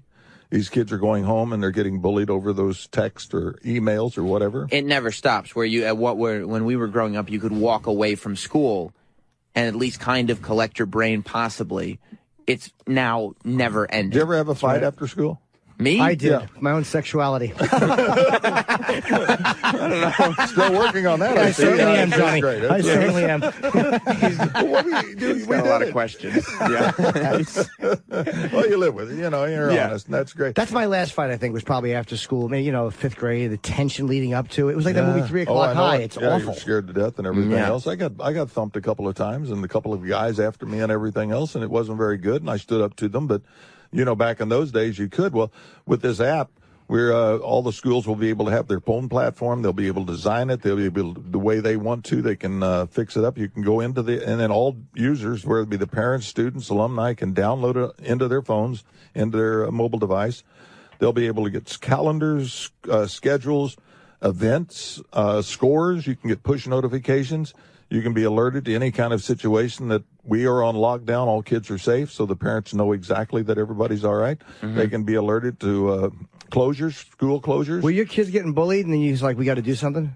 Like, what made you want to do this? What was happening? That was the reason, and part of it. But I think it's more importantly is that's all you hear about is kids getting cyberbullied. When you started talking about the number of suicides, and a lot of it were blamed on the cyberbullying, then I had a real problem with it. So when talking to Smithfield, we developed the app. Now it's called, and you can go to smithfieldschoolapp.com and sign up. If you're a school all over the country, it's available. How happy? Oh, go ahead. Were you a good fighter when you were a kid or no? No. I'm looking at your hands. You're obviously a great athlete, but your hands are... Johnny Bench has massive hands. Like I really. You don't know. I was only known for holding 7 baseballs at one time. You were known for yeah, that's what you got to be known for. Am I just noticing something that everybody else noticed in 1971? All right, I'm an asshole. Sorry. Well, they're still big, is the thing. No, I was small. I was like 5'2" in the 8th grade. And I'd gotten in school a year early, and I grew about 9 inches the next 2 years. But there were a couple of kids that pushed me around a little bit, and they tried to do it. And I busted one in the mouth, and I went to the principal's office and got a board used on me, but it was worth it. Yeah. How much of it do you think is that people are bullying more now and it's constant, and how much of it is it the way that kids don't fight back anymore? Well, you can't fight back, and it's almost scary what they fight back with because now they bring their weapons to school. It's no longer when Gilbert pulled a knife on me at school in the 5th grade. That was kind of dangerous as well. But now kids, in order to retaliate, to get even, they come out with the big weapons. And so I think that this is just something, but it's just cutesy little kids. It's little teenage girls that are doing it, or somebody's jealous of the fact that she thinks you're cute. So this here boyfriend now is going to go after you and start creating rumors about you and saying things about you that are totally unkind, totally untrue, and no matter what you say, you can't change it. You can't, much as you deny, people still believe it. And then you start to feel it, and then you start to withdraw, and then your school work suffers. The fact that your own personality and your health suffers. So if this app will help, 20, 30, 40, 50%, or eliminate a lot of the cyberbullying, then we've really done our job. So you're into this app very much. Now, it's been a long time since you retired. What did you do in the time since you retired to now? Like you got this and you're really happy with doing that. Were there other things that you were doing that were kind of similar to this? Well, I do a lot of motivational speaking. I talk about the vowels of success, the AEIOUs of life, and I wrote a book called Catch Every Ball, How to Handle Life's Pitches, because everything in life, even your producer is a great catcher because everything. Not a good producer. Yeah. Well, there went that one out the window. See, that's bullying. That is bullying. That's what we have to match up to. No, that's truth telling. But I have a scholarship fund. I didn't get to go to college. I started baseball when I was 17, and I didn't get to go to college. I have a scholarship fund with 84 kids on scholarship. So I've always thought about education and what it means. So I stay busy with that, and then I've got a 26-year-old. He went to Boston University, and I've got sons that are 7 and 10. So I'm busy. How much different is it raising young kids now than it was, I guess, the 26-year-old, though, because you didn't have to you wouldn't have had to raise any kids when you were at the peak of your baseball career. No, I've never really had to, and he was born after my induction, so yeah. So he's really, he knows of me and about me, and the younger ones now, they hear it from everybody else or a parent. Do they understand who you are? We asked Dr. J that once. Like, do they understand the magnitude of who you are? I've never showed them really a video or anything else, but a couple of times in the plane, 3 or 4 years ago when they were really young, we'd be standing there waiting to get off the plane, and they'd say, "This is my dad. He's in the Hall of Fame." And it was like, where did you come up with that? And they know it. And I'm just dad, I don't want to be, much more than that. But at the same time, I want them to grow up to love the game, to love sports, and participate. And the one, Justin, he had like 14 home runs when he was 8 years old. Then he got hit by a pitch, and then he got hit by a throw, and he's sort of like a little gun shy, right? Yeah. So he's a soccer player right now, and the other one's, I think he's going to develop a microchip and be player owner. Oh. I want him to be owner of the team. And then if he wants to play, he can put himself in. Just figure out where the money is first. That's all. It's changed a lot, too. The salaries are so much bigger. Do you guys who retired a long time ago look at that and go, God damn it, I just missed that by 10 or 15 years? No, not at all. I mean, I made $2 million in my entire career. What would I do with $300 or $400 million? Are you crazy? Yeah, your money. God, I would be flying in here on my own for the Gulfstream, and I'm saying, hey, I don't need you, all right? Did you make $2 million your whole career? That was about what it came to? 2.2, yeah. Wow. I made $11,000 my first year as a rookie, and I was MVP. Who'd you work for, Sirius XM? I was rookie of the year. I made 20. I was MVP and made 40. I was MVP again and made 80.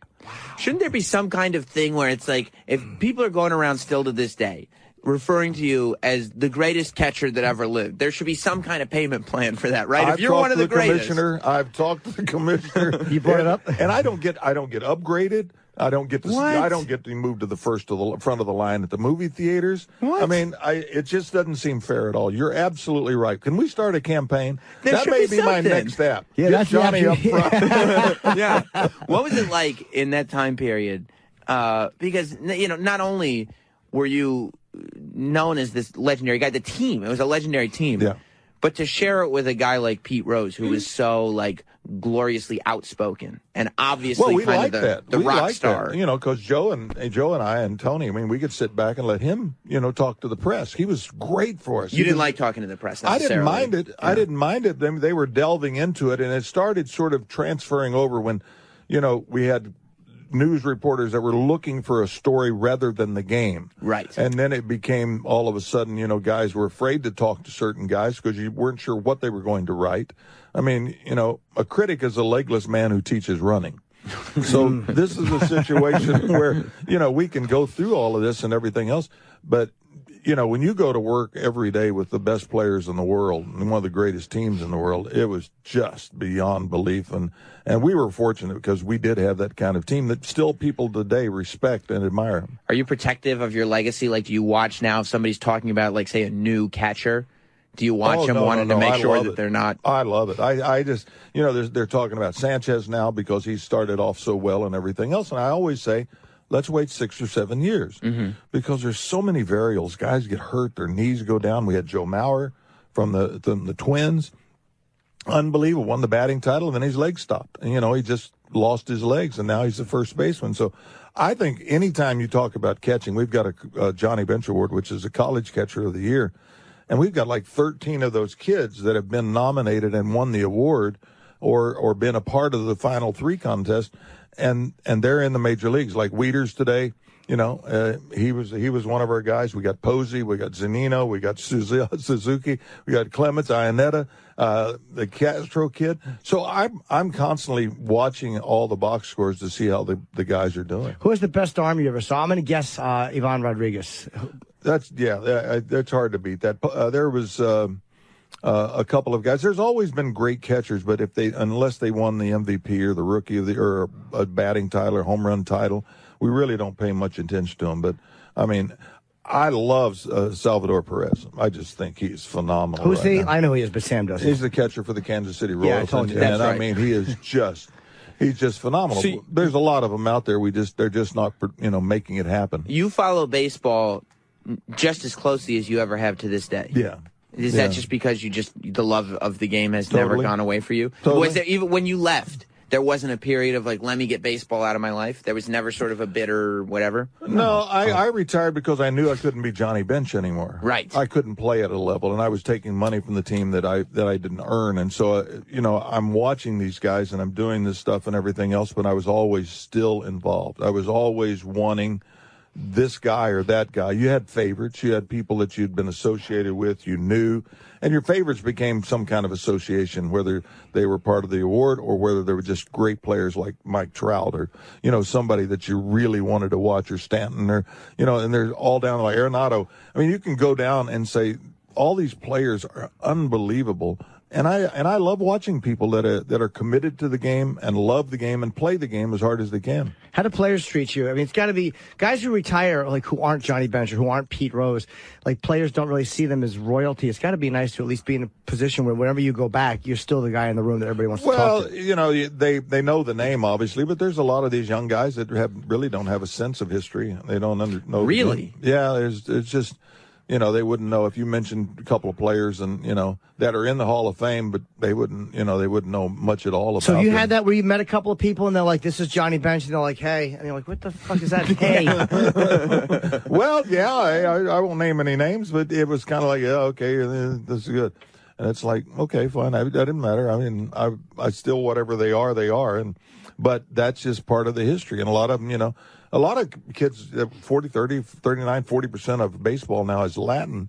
So, I mean, they're not always familiar, and they don't always get the TV, and they don't get the newspapers, and they don't get the updates of what's going on in baseball. So all they ever wanted to do was play baseball. They were committed. They grew up. They practiced. They signed. They come through the minor leagues, and they're in the major leagues, and all of a sudden they're not really aware except of some of the history of the Dominican or the Venezuelan or any Cuban guys that have played before them. Now they're involved with that, but not with the former players. I still don't know how you don't know who Johnny Bench is. I don't understand that. Even if you don't like baseball, how do you not know that name? How on earth do you, like when people pick up on the fact that you're doing something historic as you're playing? Thanks.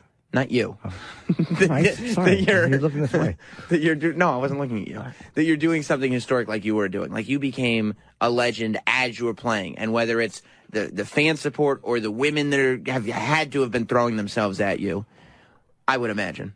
Johnny looks very shocked. He does. He does. No, because the catcher, they don't know what you look like. That's the worst position, because nobody knows what you look like. I did win Butt Watchers of America like 7 years in a row, so, I mean, that's all they could ever see anyway. He's correct. He's like, no, they found out who I was. Like, how do you maintain focus on the game? You know what I mean? Like, no, that's inbred. That's something that's born within you. But at the same time, we've had him fixed, so he should be all right by now if you want to go out with him. But when you play with a level of what I played with Pete, Joe, Tony, we had George Foster, we had Cesar Geronimo, Dave Concepcion, Ken Griffey. I mean, when you play with like that, there wasn't anybody that was really much better than anybody else. We were all equals, as it turned out, because we were such a unit that we always wanted somebody else to pick it up, and we knew they would, and that was why we were so successful and won the back-to-back World Series. So somebody could afford to have a long night every now and then. The thing about us is Sparky one day, and when he was first managing, he called us in and he said, all right, the U-25 are going to the North. You've made the team. There's two sets of rules. Pete, Joe, Tony, Johnny, you don't have rules. The rest of you guys are everything else. And I'm thinking, all right, I would like this good. And then I realized what this is. And then he said, I don't have to worry about those four guys because they know what it takes and knows what it means. So I don't think, and I remember our first manager, Dave Bristol, said, son, if there's nothing out there after 12:30 that's worth taking home. And all it is problems, and you're not going to get your rest. When I was 18 years old, a guy named Lenny Moore came over to me, son, you're going to have a great career. There's three things you have to do in moderation. You have to not drink so much. You got to get your sleep, and you got to watch the women. Now, did you take that advice, or did you do trial by error? I did. The women were, that's the hardest one. I had a weakness, yes. Yeah, of course. I had a weakness Good about for you. that and everything else. You ever have more than one at once? That's a yes, me too. Yes. That's the hardest one to say no to, because you're a guy, and as a young guy playing at that level, it's kind of hard to say no. Yeah. Okay. Yeah, I don't know. No, it's a good time. You're a cute guy. You got small hands.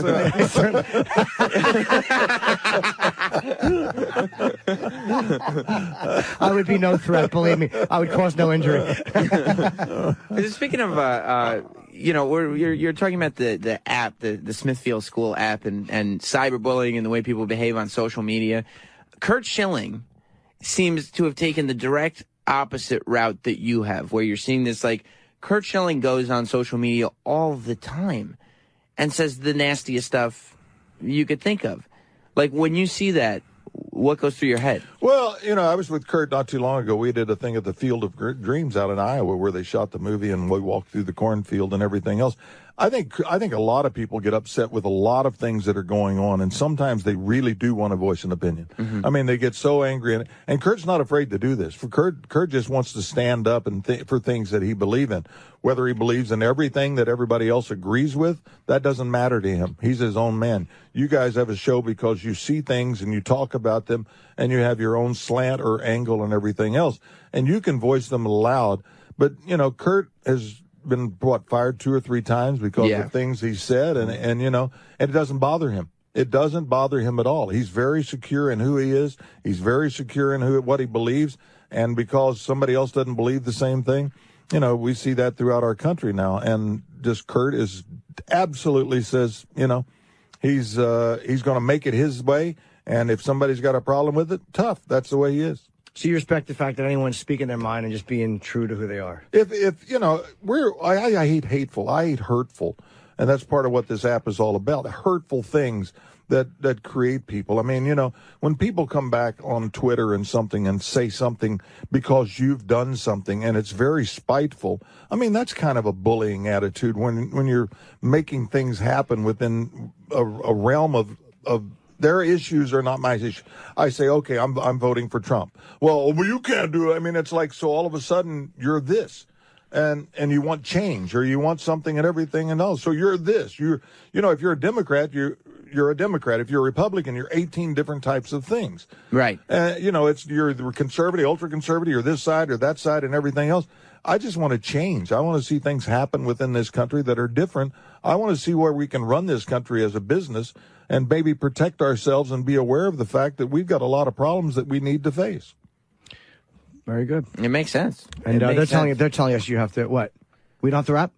Oh, we're okay to keep talking. Oh, okay. Good, they were signaling in there. Wow, we must be doing good. Okay, good. I'm good. I don't want to cut off. What type of, once you hit, so like, I always wonder about this. So you have this great team, right?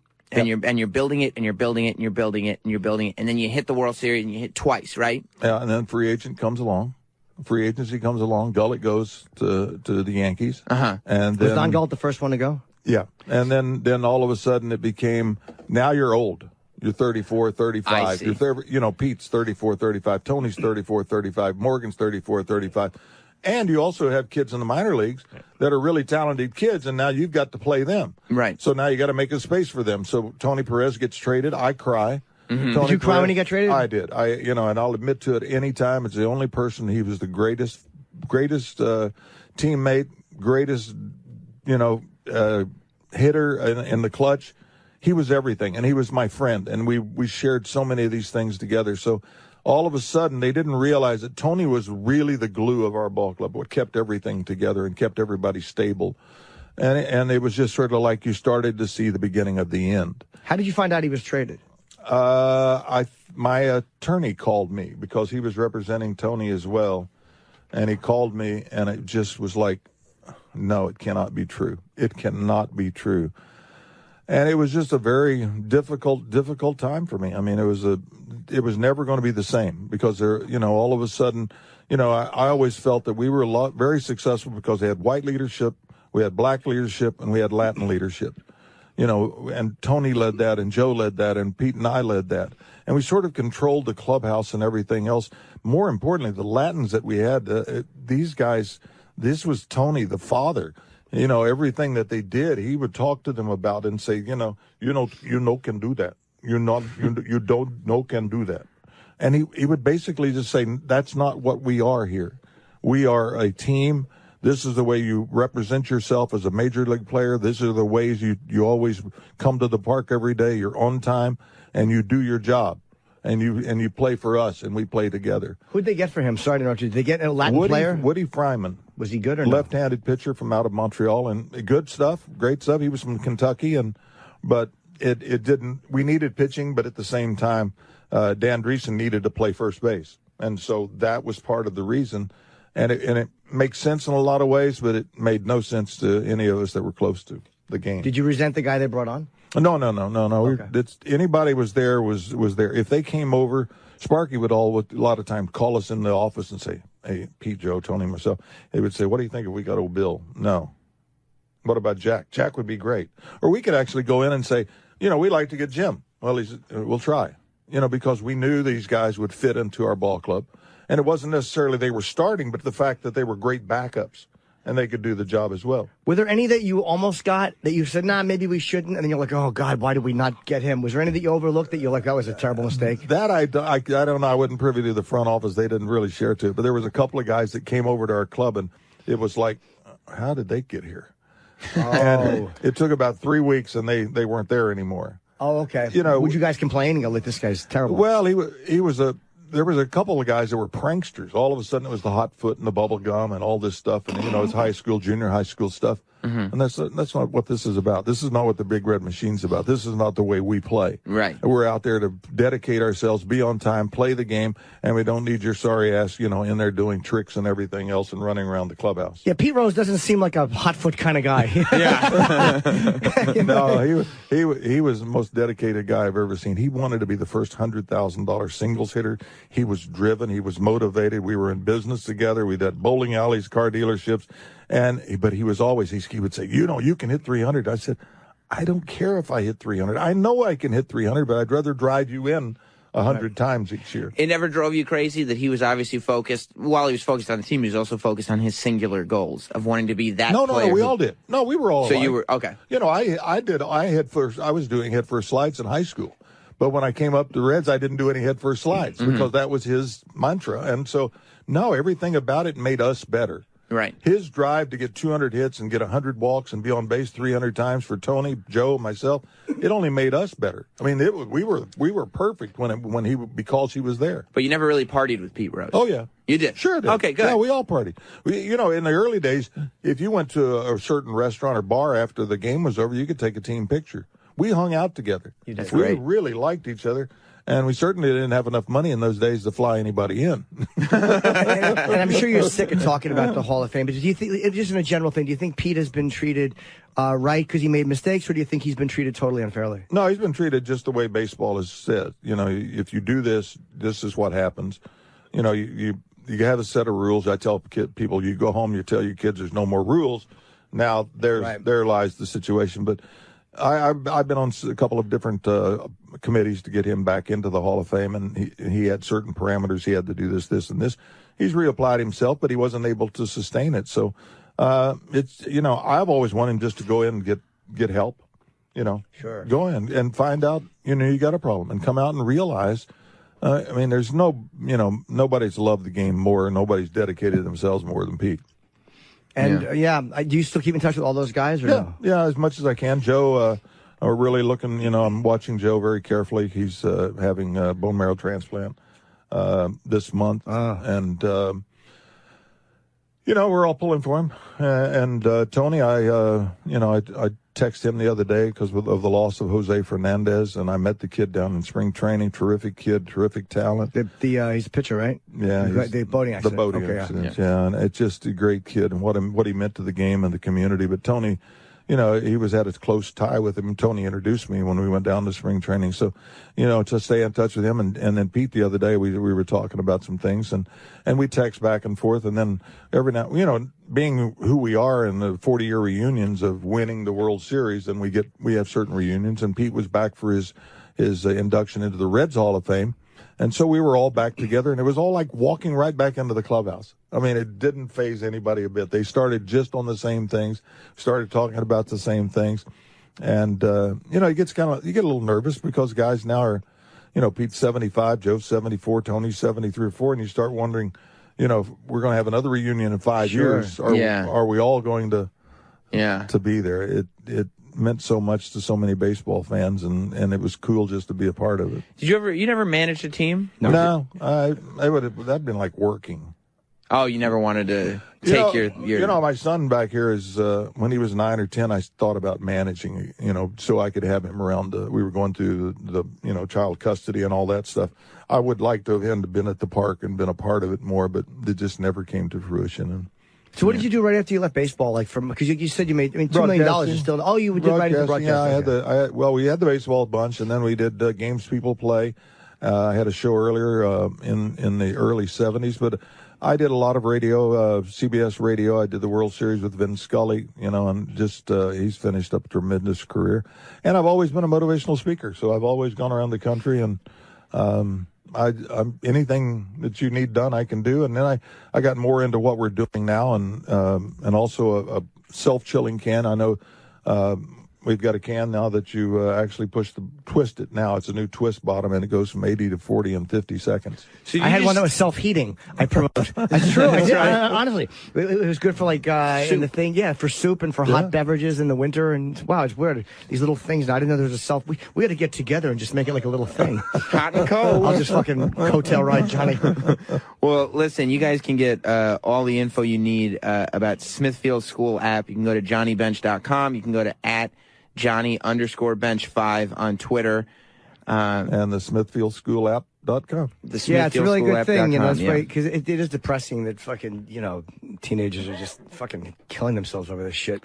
Yeah, it's not the happiest thing in the world. No, we didn't have to deal with that growing up. We had other stuff, but, it wasn't constant. Right. But it's going to be a great app for, school closures. I mean, you got a problem. Right. You don't have to do it. You can report. You can get all, you're saying, what you got today? When's your test coming up? So I don't know, Dad. And then the next thing you go in, you open up the app and they say, oh, see, like your testing schedule by here, you got one on Wednesday. Let's get studying. Right. So it keeps the parents aware and alert, and it keeps you just lost every teenager that might want that app. No more lying kids. Oh, thank God. Thank God Dad will know when the test is coming. No, they canceled it. Yeah. We don't have it today. Oh, really? No, Dad. I don't know. Don't mention that when you're trying to sell that to young people. Just keep it fucking. Yeah. Thank you. Thank you for coming in, man. And we're it. going to take a break. We'll be right back. All right. Stay there. Jim Norton and Sam Roberts are back after this. And now, Jim Norton and Sam Roberts return.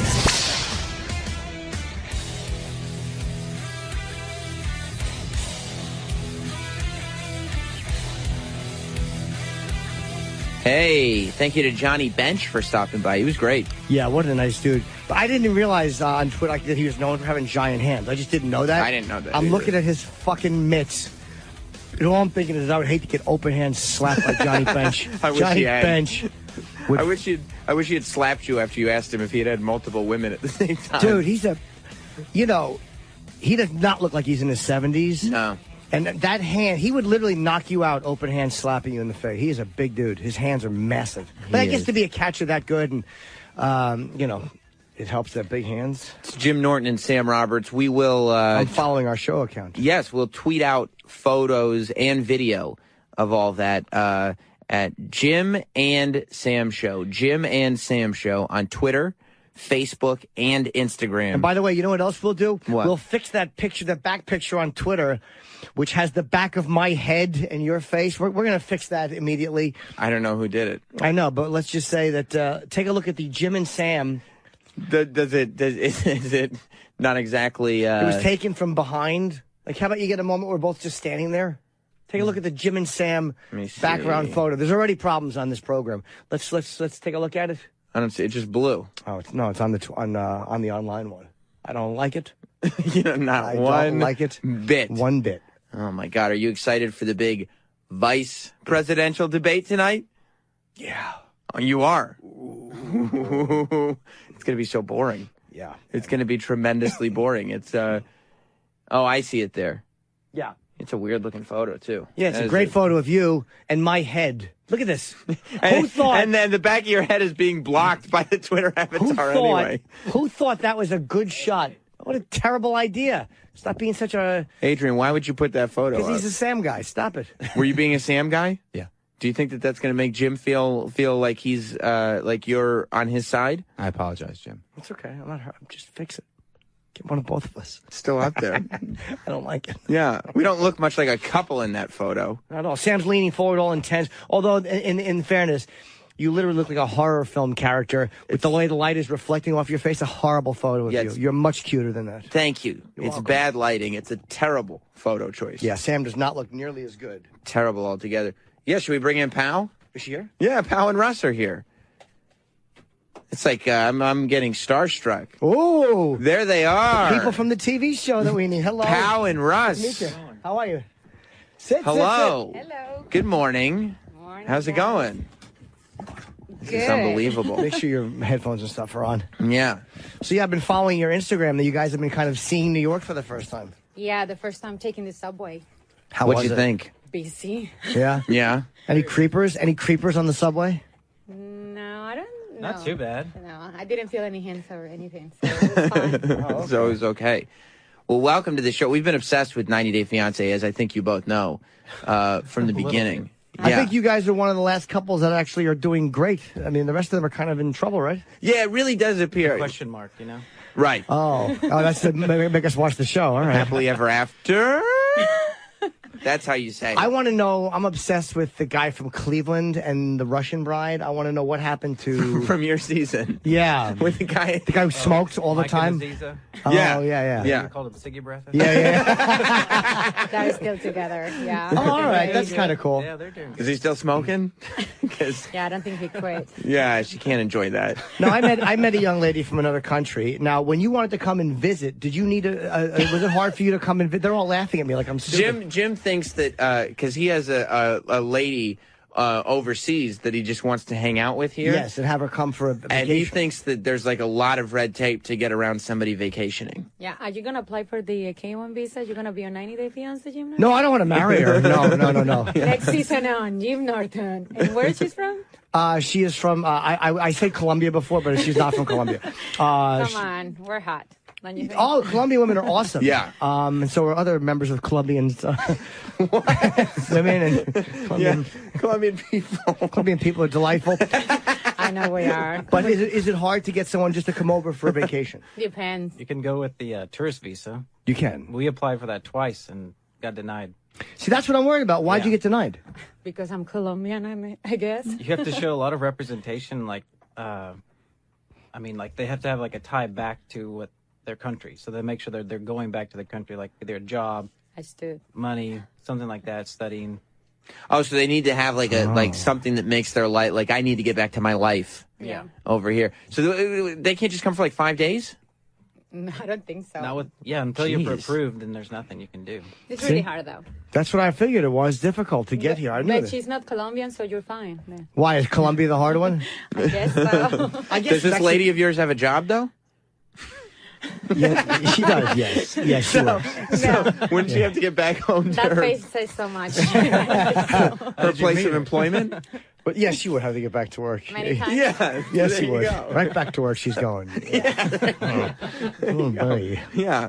Work or pleasure? What's the purpose of this trip? Well, Yeah, we're just friends. Yeah. Just having a friend come. yeah. But I knew it would be harder than they said. I knew it was going to be more difficult than they said it was going to be. Do you watch the reunion show and realize that like your problems are really not bad? You know what I mean? Oh, we were Like, because one of those other couples is a complete disaster on the show. Which season are we talking about? Yes. The reunion show that's on right now, the Happily Ever After show. Oh, the spinoff. That's what you're talking about. Yeah. Do you know which one are they? Well, they're not a couple anymore, though. I mean, you remember Muhammad and the large woman? I do, yeah. Mine's my favorite couple to watch now. I haven't watched since your season. Like, I haven't seen the updates. I haven't seen any. I just, I don't know what's happened in season 2. That's better. They're carrying it, that's for sure. Yeah, oh yeah. Muhammad decided after getting married to meet another young lady online and just moved to Florida with her. To Miami. Yeah. But Danielle is doing the same now. Who is? She's Danielle. She's Oh. actually Went hanging back out for with another someone one? younger. Oh, yeah, good for her. That guy looks like he's not from here, too. That's the problem. Like Danielle ends up like, oh, I got this date coming up tonight. And it's like this other like young in shape guy with an accent. Yeah, he's got And an you're accent. I noticed what that are too. you doing? Yeah. I'm like, seriously, what's wrong with her? I don't know. I kind of like, I'm embarrassed. Like, I got hate mail from one of them. Really? Yeah, from one of the girls from the show. Do you remember the one with the tattoos? And she was, I forget who she was related to. Where's she from? I don't remember. Midwest. Oh, Indianapolis, Oh, maybe. I bet you it was Chelsea and the singer? her, The yeah, guy the who singer sings guy. or something? I don't remember. The kid did the magic show. in one. Do you remember that one? Oh, Magic no, show. that was Louis and... yes. Louis and I can't remember. The ex... Di- Remember the ex-wife with the tattoos? Oh, yeah. She sent me From our a season. That's from our fucking season. nasty. Fuck you, talk about my kids. Oh, she didn't play games. But I actually felt bad because I was like, you know, I had the kids. And we actually wound up talking it out online, and she was a fan. So I think she wound up coming to a show. I don't know if we met or not, or we were going to meet, but we didn't. But we worked it all out. Sometimes you just spout off at the mouth, not Yeah, realizing it doesn't mean that people hear anything. You forget there's real people attached to it. I mean, it's like it's one of those things where you just fucking around the radio, and it's like, oh, she's got kids, and she hates me. I felt all terrible. Yeah, how did you You're guys... terrible, Jim. I know I felt really bad. How did you guys feel about your lives? Like, now everybody gets to have an opinion on them. Like, we get to go on the radio and just, like, goof on it, and you know, Twitter gets to talk about it and all this People stuff. on Twitter are mean. They are mean? They are mean. They're terrible. Ignorant and relentless, that's for sure. They're mean to you, pal? Yeah, sometimes. Why? Wow. Why they But mean to no, you? I think actually the first season they were really mean. They were calling me like really bad names. I learned like really bad words. Like, what were they calling you? Like gold digger and all that shit. Oh my gosh. But I'm like, right now people actually are really related. And They've been like, nicer? Yeah, Okay. this time now. Let's see the next episode. Let's see what they think about it. Well, you can't say gold digger now because you're married for 3 years, so it's kind of hard to say that after all that time. It's like you can't claim that it's just for a visa if you're still married. And you started doing those workout Instagram videos. Like booty workout. That's right. And once the booty workout videos went up, I'm assuming the criticism went down. Jim, are you gonna do booty workouts with me? I certainly would, yeah. I'm trying because too many people have been able to pull their finger out, so I really want to tighten my grip. You want to go back to being the one finger kid? Yeah, huh? I want to rip. I want to rip off press on nails. That's my goal. You're gonna be my first. I'm gonna train you first, okay? Yeah, you know it's funny. The whole trainer thing. Like I have 2 trainers that I use, and it's like it helps because it makes me actually go. Because a lot of times I don't want to go, and I'm like, fuck, I have to because she's gonna be there and she's gonna charge me if I don't go. So I want them going. But it's always a female, right? Yeah, but it's only because, believe me, it's I don't want a male energy. I do male energy all day. It's all men. I didn't mean to point at you, miss. I didn't see it. But it's nice to have a female energy. Is she hot? Both happen to be very attractive, yeah. Very That's a weird attractive. coincidence. Yeah. That's so odd Yeah, the way that I turns dated out. one, too. That's I actually wound up dating one. Oh, yeah. Yeah, That's then a she really good Googled me, motivation. and that was the end of that. She's like, you like what? Like, oh, you know. Yeah, I hope she's not listening to you right now. No, she's probably working. So is that what you do? Are you full-time training? Yeah, I'm doing the modeling, acting, and sometimes like training people. Yeah, no, I know you're doing the acting, and you were getting some stuff, which is good. But A little bit in But Oklahoma. Oklahoma's a hard place to act. I mean, there's not a lot of opportunities, and That's what the show's about. Oh, why are you yelling at me? She No, wants I'm just a boy trying to make an opinion. She wants to go to Miami, right? Yes, that's Yeah. the idea. Yeah, Miami, New York, or L.A. One of those 3 places if you're going to act. I'm about New York and L.A. You don't like? Why don't you like Miami?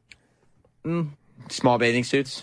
No, I'm okay with that. You're okay. Okay. Why don't you like Miami? I think there's more opportunity for me for my job, my career in L.A. Okay. Which is what? Oil and gas. Okay.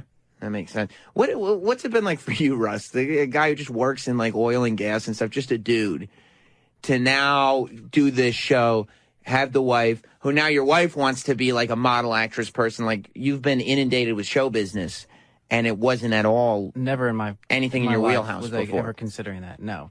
So what's no oil and gas. I've come from a conservative background. Yeah. I mean, Too much. I worked on the rig. It was just I'm surrounded by guys. Of course, it's testosterone everywhere. And then suddenly I've got this hot wife. I love her to death, but yeah, I'm a little protective of her. Yeah. People in Miami are crazy. Oh, so, you know what it is? You're not used to the Latin guys in Miami. They behave a little differently than like just the conservative Yeah, folks. they're in a lot more Oklahoma. They stop the car in They the have middle no- of the road. no filter. Like seriously, to just say hello to me, like for While you real. guys are together? No, I was Oh, alone okay. actually. That's gotta feel nice, though. No, kind of creepy. I even Kinda people from the creepy. window like saying things, and I'm like, this reminds me of Colombia, like for real. Yeah, but it's not shocking to you though. Like if you're in No, Miami, you're not thrown by it, right?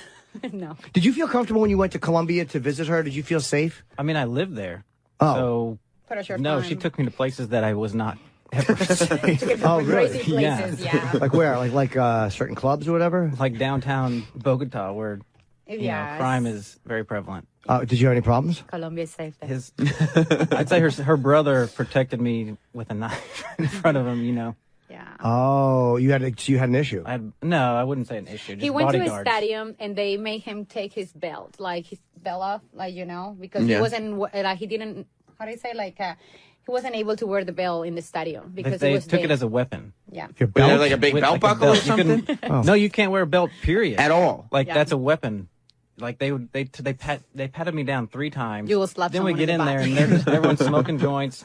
I mean, they didn't care about the drugs. They just wanted no weapons around. Oh, wow. Okay. Yeah. Yeah, Bogota's a little, that seems like it's a little, So kidnapping would scare me. So they're trying to Not take. like that. How did that become a problem though? Because you didn't want to give your belt up. I mean, I asked someone His to pants was cover it big. for me, and it was stolen in the end. I was like, hey, watch this for me, and then Gone. Never it took see off. that belt again. Gone. You asked someone to watch your belt outside Yeah, the watch Colombian my Stadium? belt. That's very optimistic of you, Russ. It was. I want this belt when I get back in 2 hours. Then you go back there. Remember, I asked you to watch that belt. No. No, I don't. Oh no. This. They're probably just from Target belts, so Okay. no big deal. But I get why they would take it. I mean, if they think it's going to They can turn around. Some American gave it to me. Turn around for $50. They were actually looking at him like, hey, what are you doing here? Oh, The not a lot of police- Americans the there? police- Oh no. Yeah. Like I'm a target for sure. Yeah. It just, come on. But no, he's right. I'm a gringo, straight up. Yeah. What parts of Colombia is that not a problem in? I mean, there's different areas of Bogota that you could go, but It's like in they here in took New us York. downtown. They just, I was asking about where I can go, and people say, don't go to Bronx, to the Bronx. Right. And I'm like, I want to go there. They go, I don't know. And they're like, no, you shouldn't go there. It's the same in Bogota.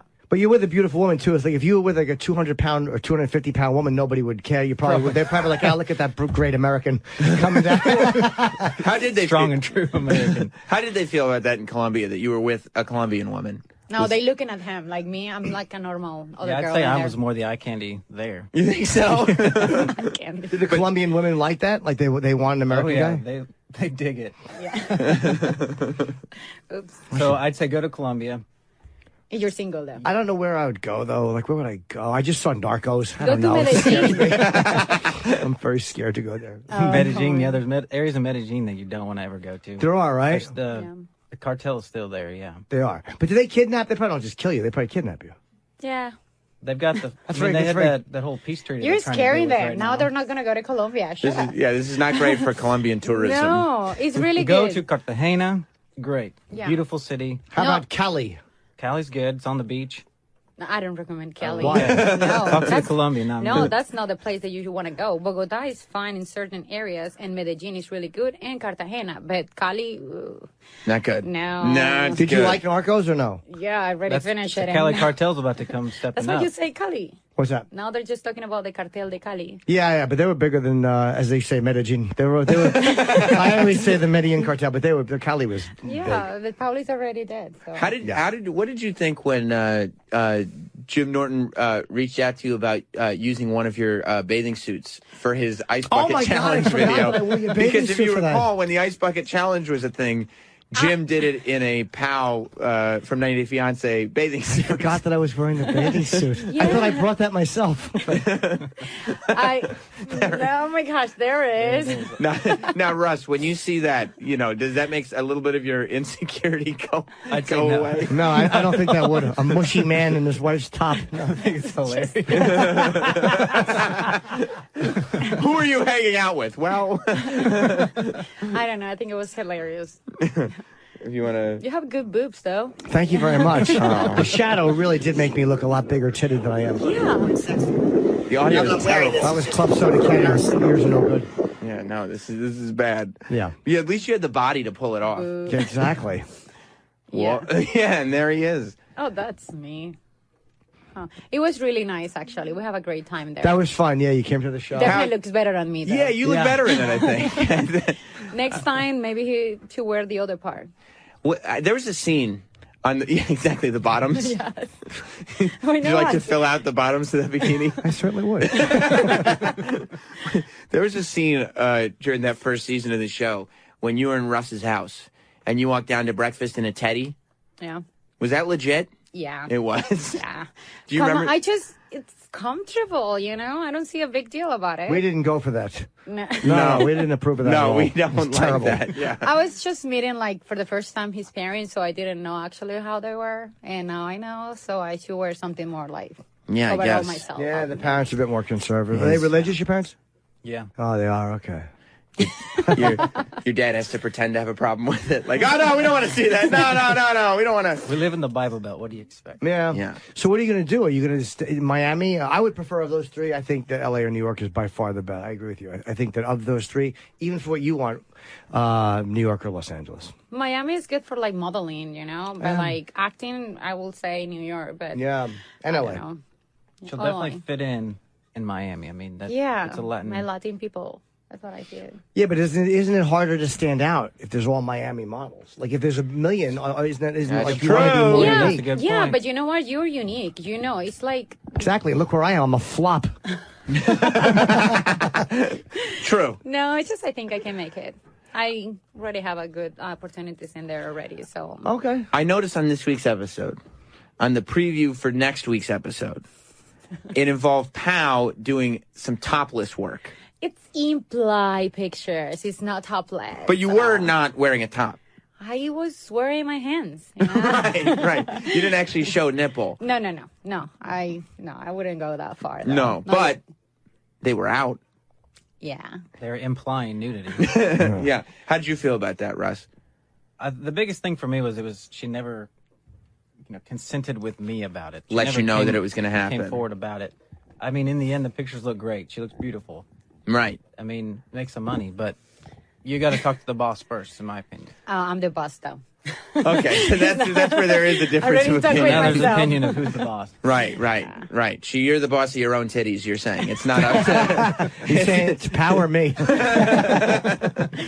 So do you have that struggle? Like, hey, man, in my house growing up, the man was in charge, and you have to now put up with this independence? This is a huge shift on what I've grew up on. That's for sure. Yeah, that's what happened when you the actually marry a a lot more dominant, and this one's got a very dominant personality. Yeah.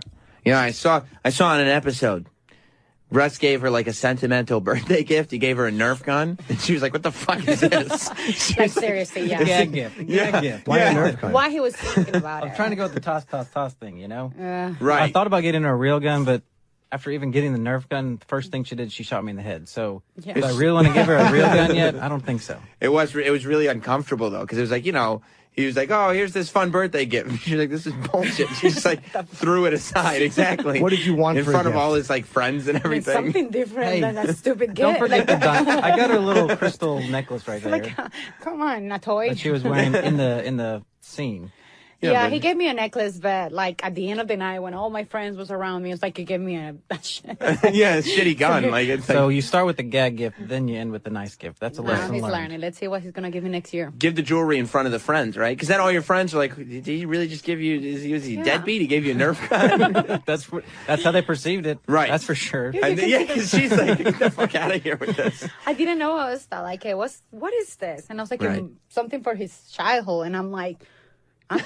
Sometimes you forget that I'm Colombian. Like, come on, I don't play with that shit anymore.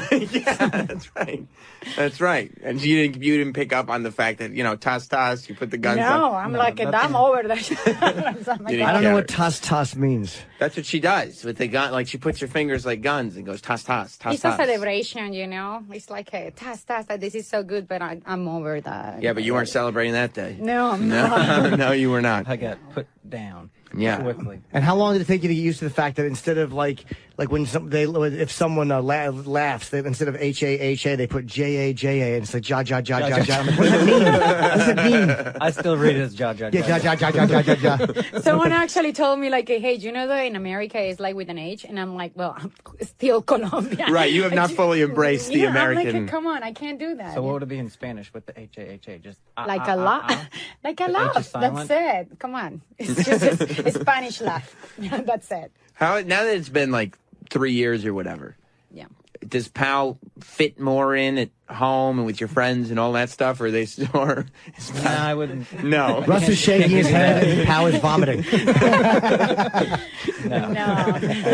It's the honest thing to me, because like I've seen like a struggle for like I'm the dominant man, and you're like, well, I'm not changing. But I've never seen it go for 3 years. Like it's always there. It's never like angry, but it's always just like, no, we're not going to do it that way.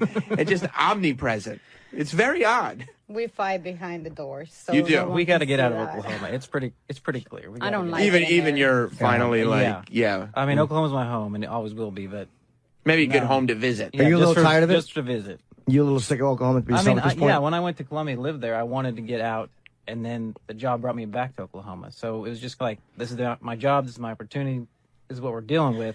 Yeah. And then here we are now looking for other opportunities. So where do you? So you go out on rigs, right? Like, do you do like oil rigs and stuff? I did, yeah. Okay. So, Currently, if you haven't been following, apparently haven't. No, I'm unemployed right now.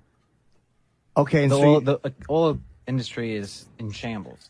Yeah, I'm the one who's working right now. The economy's crap right now, especially in Oklahoma. So what else can you do? I got to get out of Oklahoma. Oh, it's out of there. Yeah. Okay. And go back to where there's oil. Because now Powell's got to sit there and do shitty, like, raceway modeling. Like, she's got to show up to little, like races and be like, here's this, here's that. You just have to be on your feet for so many hours. And, like, a lot of people just staring at you in, like, creepy way. And, like, Right. I'm like, no, I'm too old for this. What's raceway mod? Is that when you go to a raceway and just do? Is that pretty much what it sounds like? You're at a raceway. Yeah, you just stand there and, like, you got, like, some product across your chest. And then everybody just kind of stares at you, but it's your job, so. Yeah.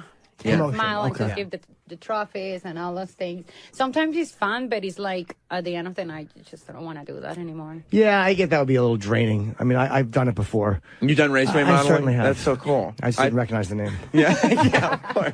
I probably wasn't using a professional term. Yeah. Yeah. I'm a bit of an outsider to the whole culture. So how long have you been without a gig? About 6 months now. Oh, okay. Yeah. So is there like hope on the horizon or what? I think we got to get out, and that's why she's pushing for Miami. Establishing a residency somewhere else will help me find something, but, oil and gas-wise, there's nothing in Miami for me there. Here's what you do, though. Go to Miami, and it's like this wacky fish out of water thing, and then the show is like, Russ and Powell go to Miami, and you've got to rope in this chick, and then you get paid to do the show. That's your job now. You're a reality star by profession. Now I have to fit in Miami, because it's a lot of, like... That'll be the reality right there. Right.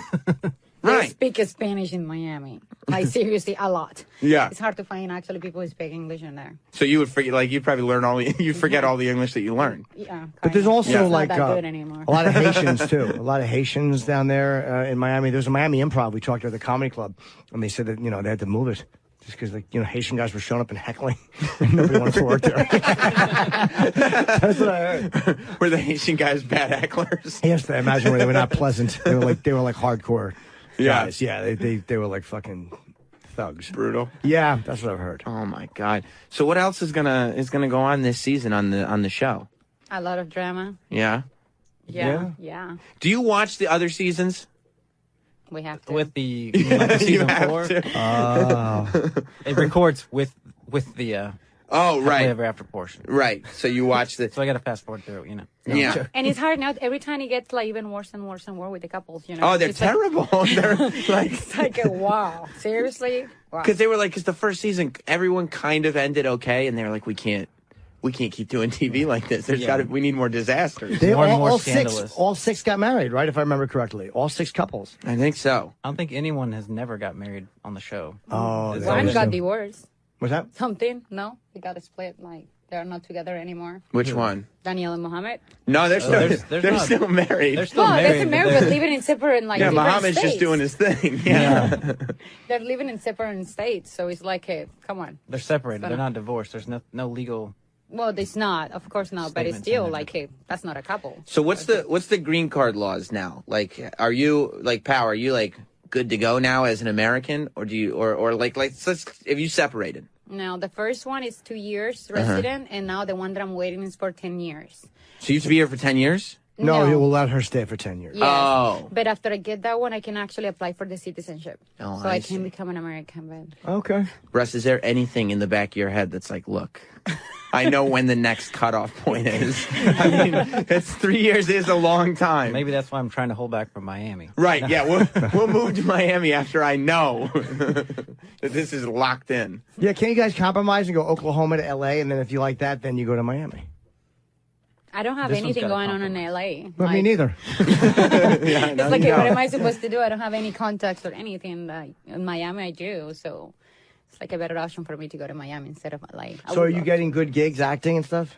Yeah. I know you did a commercial, which was great. I do a local commercial in Oklahoma. I have done others with the different companies, and that little role that I did for the U.S. Army, there is an interactive filming. Oh, yeah. That wasn't a commercial. That was actually like for a movie. Okay. Yeah, which, oh my gosh, I feel so embarrassed with my English. Why? That's not good. She's not I thought her English was fine. It's hard to see myself like, oh, because I was really nervous when I was doing it, and I'm like, oh, I feel so embarrassed. Did they tell you to do it better?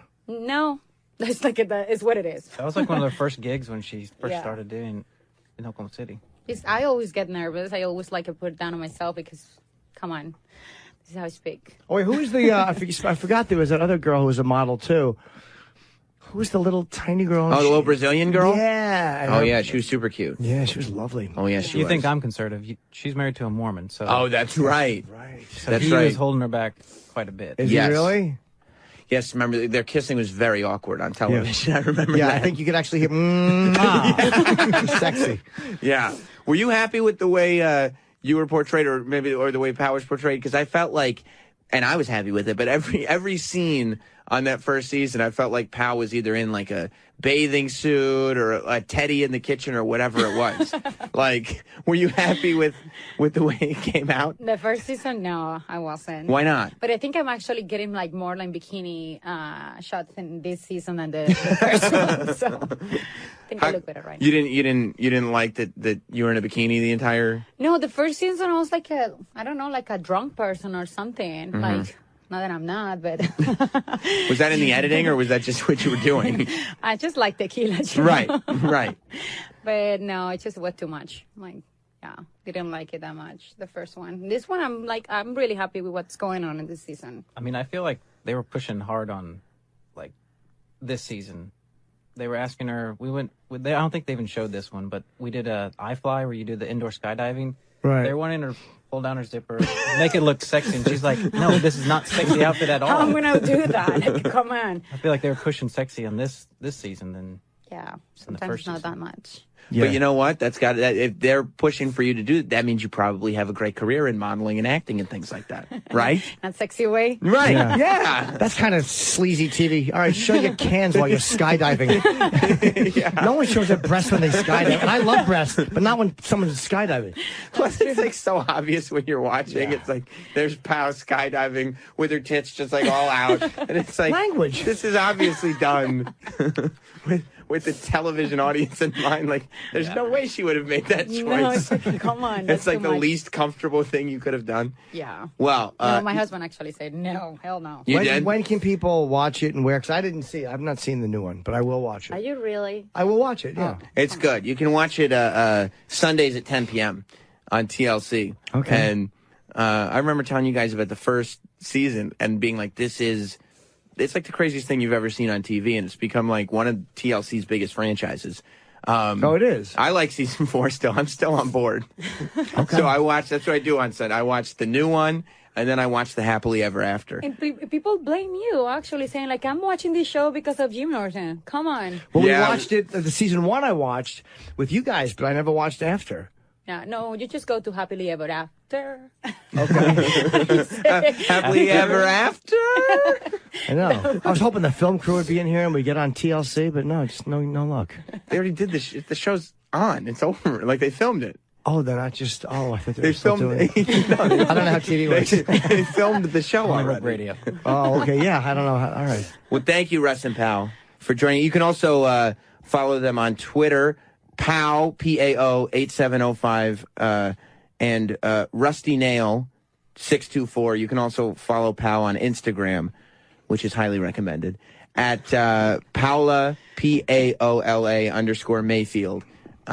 Thank you both for coming in. Thank you guys for inviting us. Appreciate you having us on. And this is where we end the show, Jim. We're done. So I'm going to be in D.C. at the Lincoln Theater Friday night. I think it's an 8 o'clock show. So just go to jimnorton.com for tickets, and I'll have a whole bunch of new stuff to announce. And hopefully people like the show today. It's our first actual show being, because we're a couple as well. So it's our first show as a husband together. and wife almost. Right. We do husband and husband. I don't know why you always say it that way. It's so is bitchy the- of you. But the wife. But yes, I hope everybody enjoyed. You can follow us on Twitter, Instagram, Facebook, Jim and Sam Show. The replay starts immediately. So if you didn't hear the show from the beginning, you listen at as soon as the show's over, and then again from 9 to midnight Eastern here on the channel. Thank you all. And also thank you to, of course, Russ and Powell and the great Johnny Bench. Yes. And Anthony Cumia. Yes, who Anthony I Cumia, could too. not have been happier to hear from. And we'll see you tomorrow. Goodbye. Bye.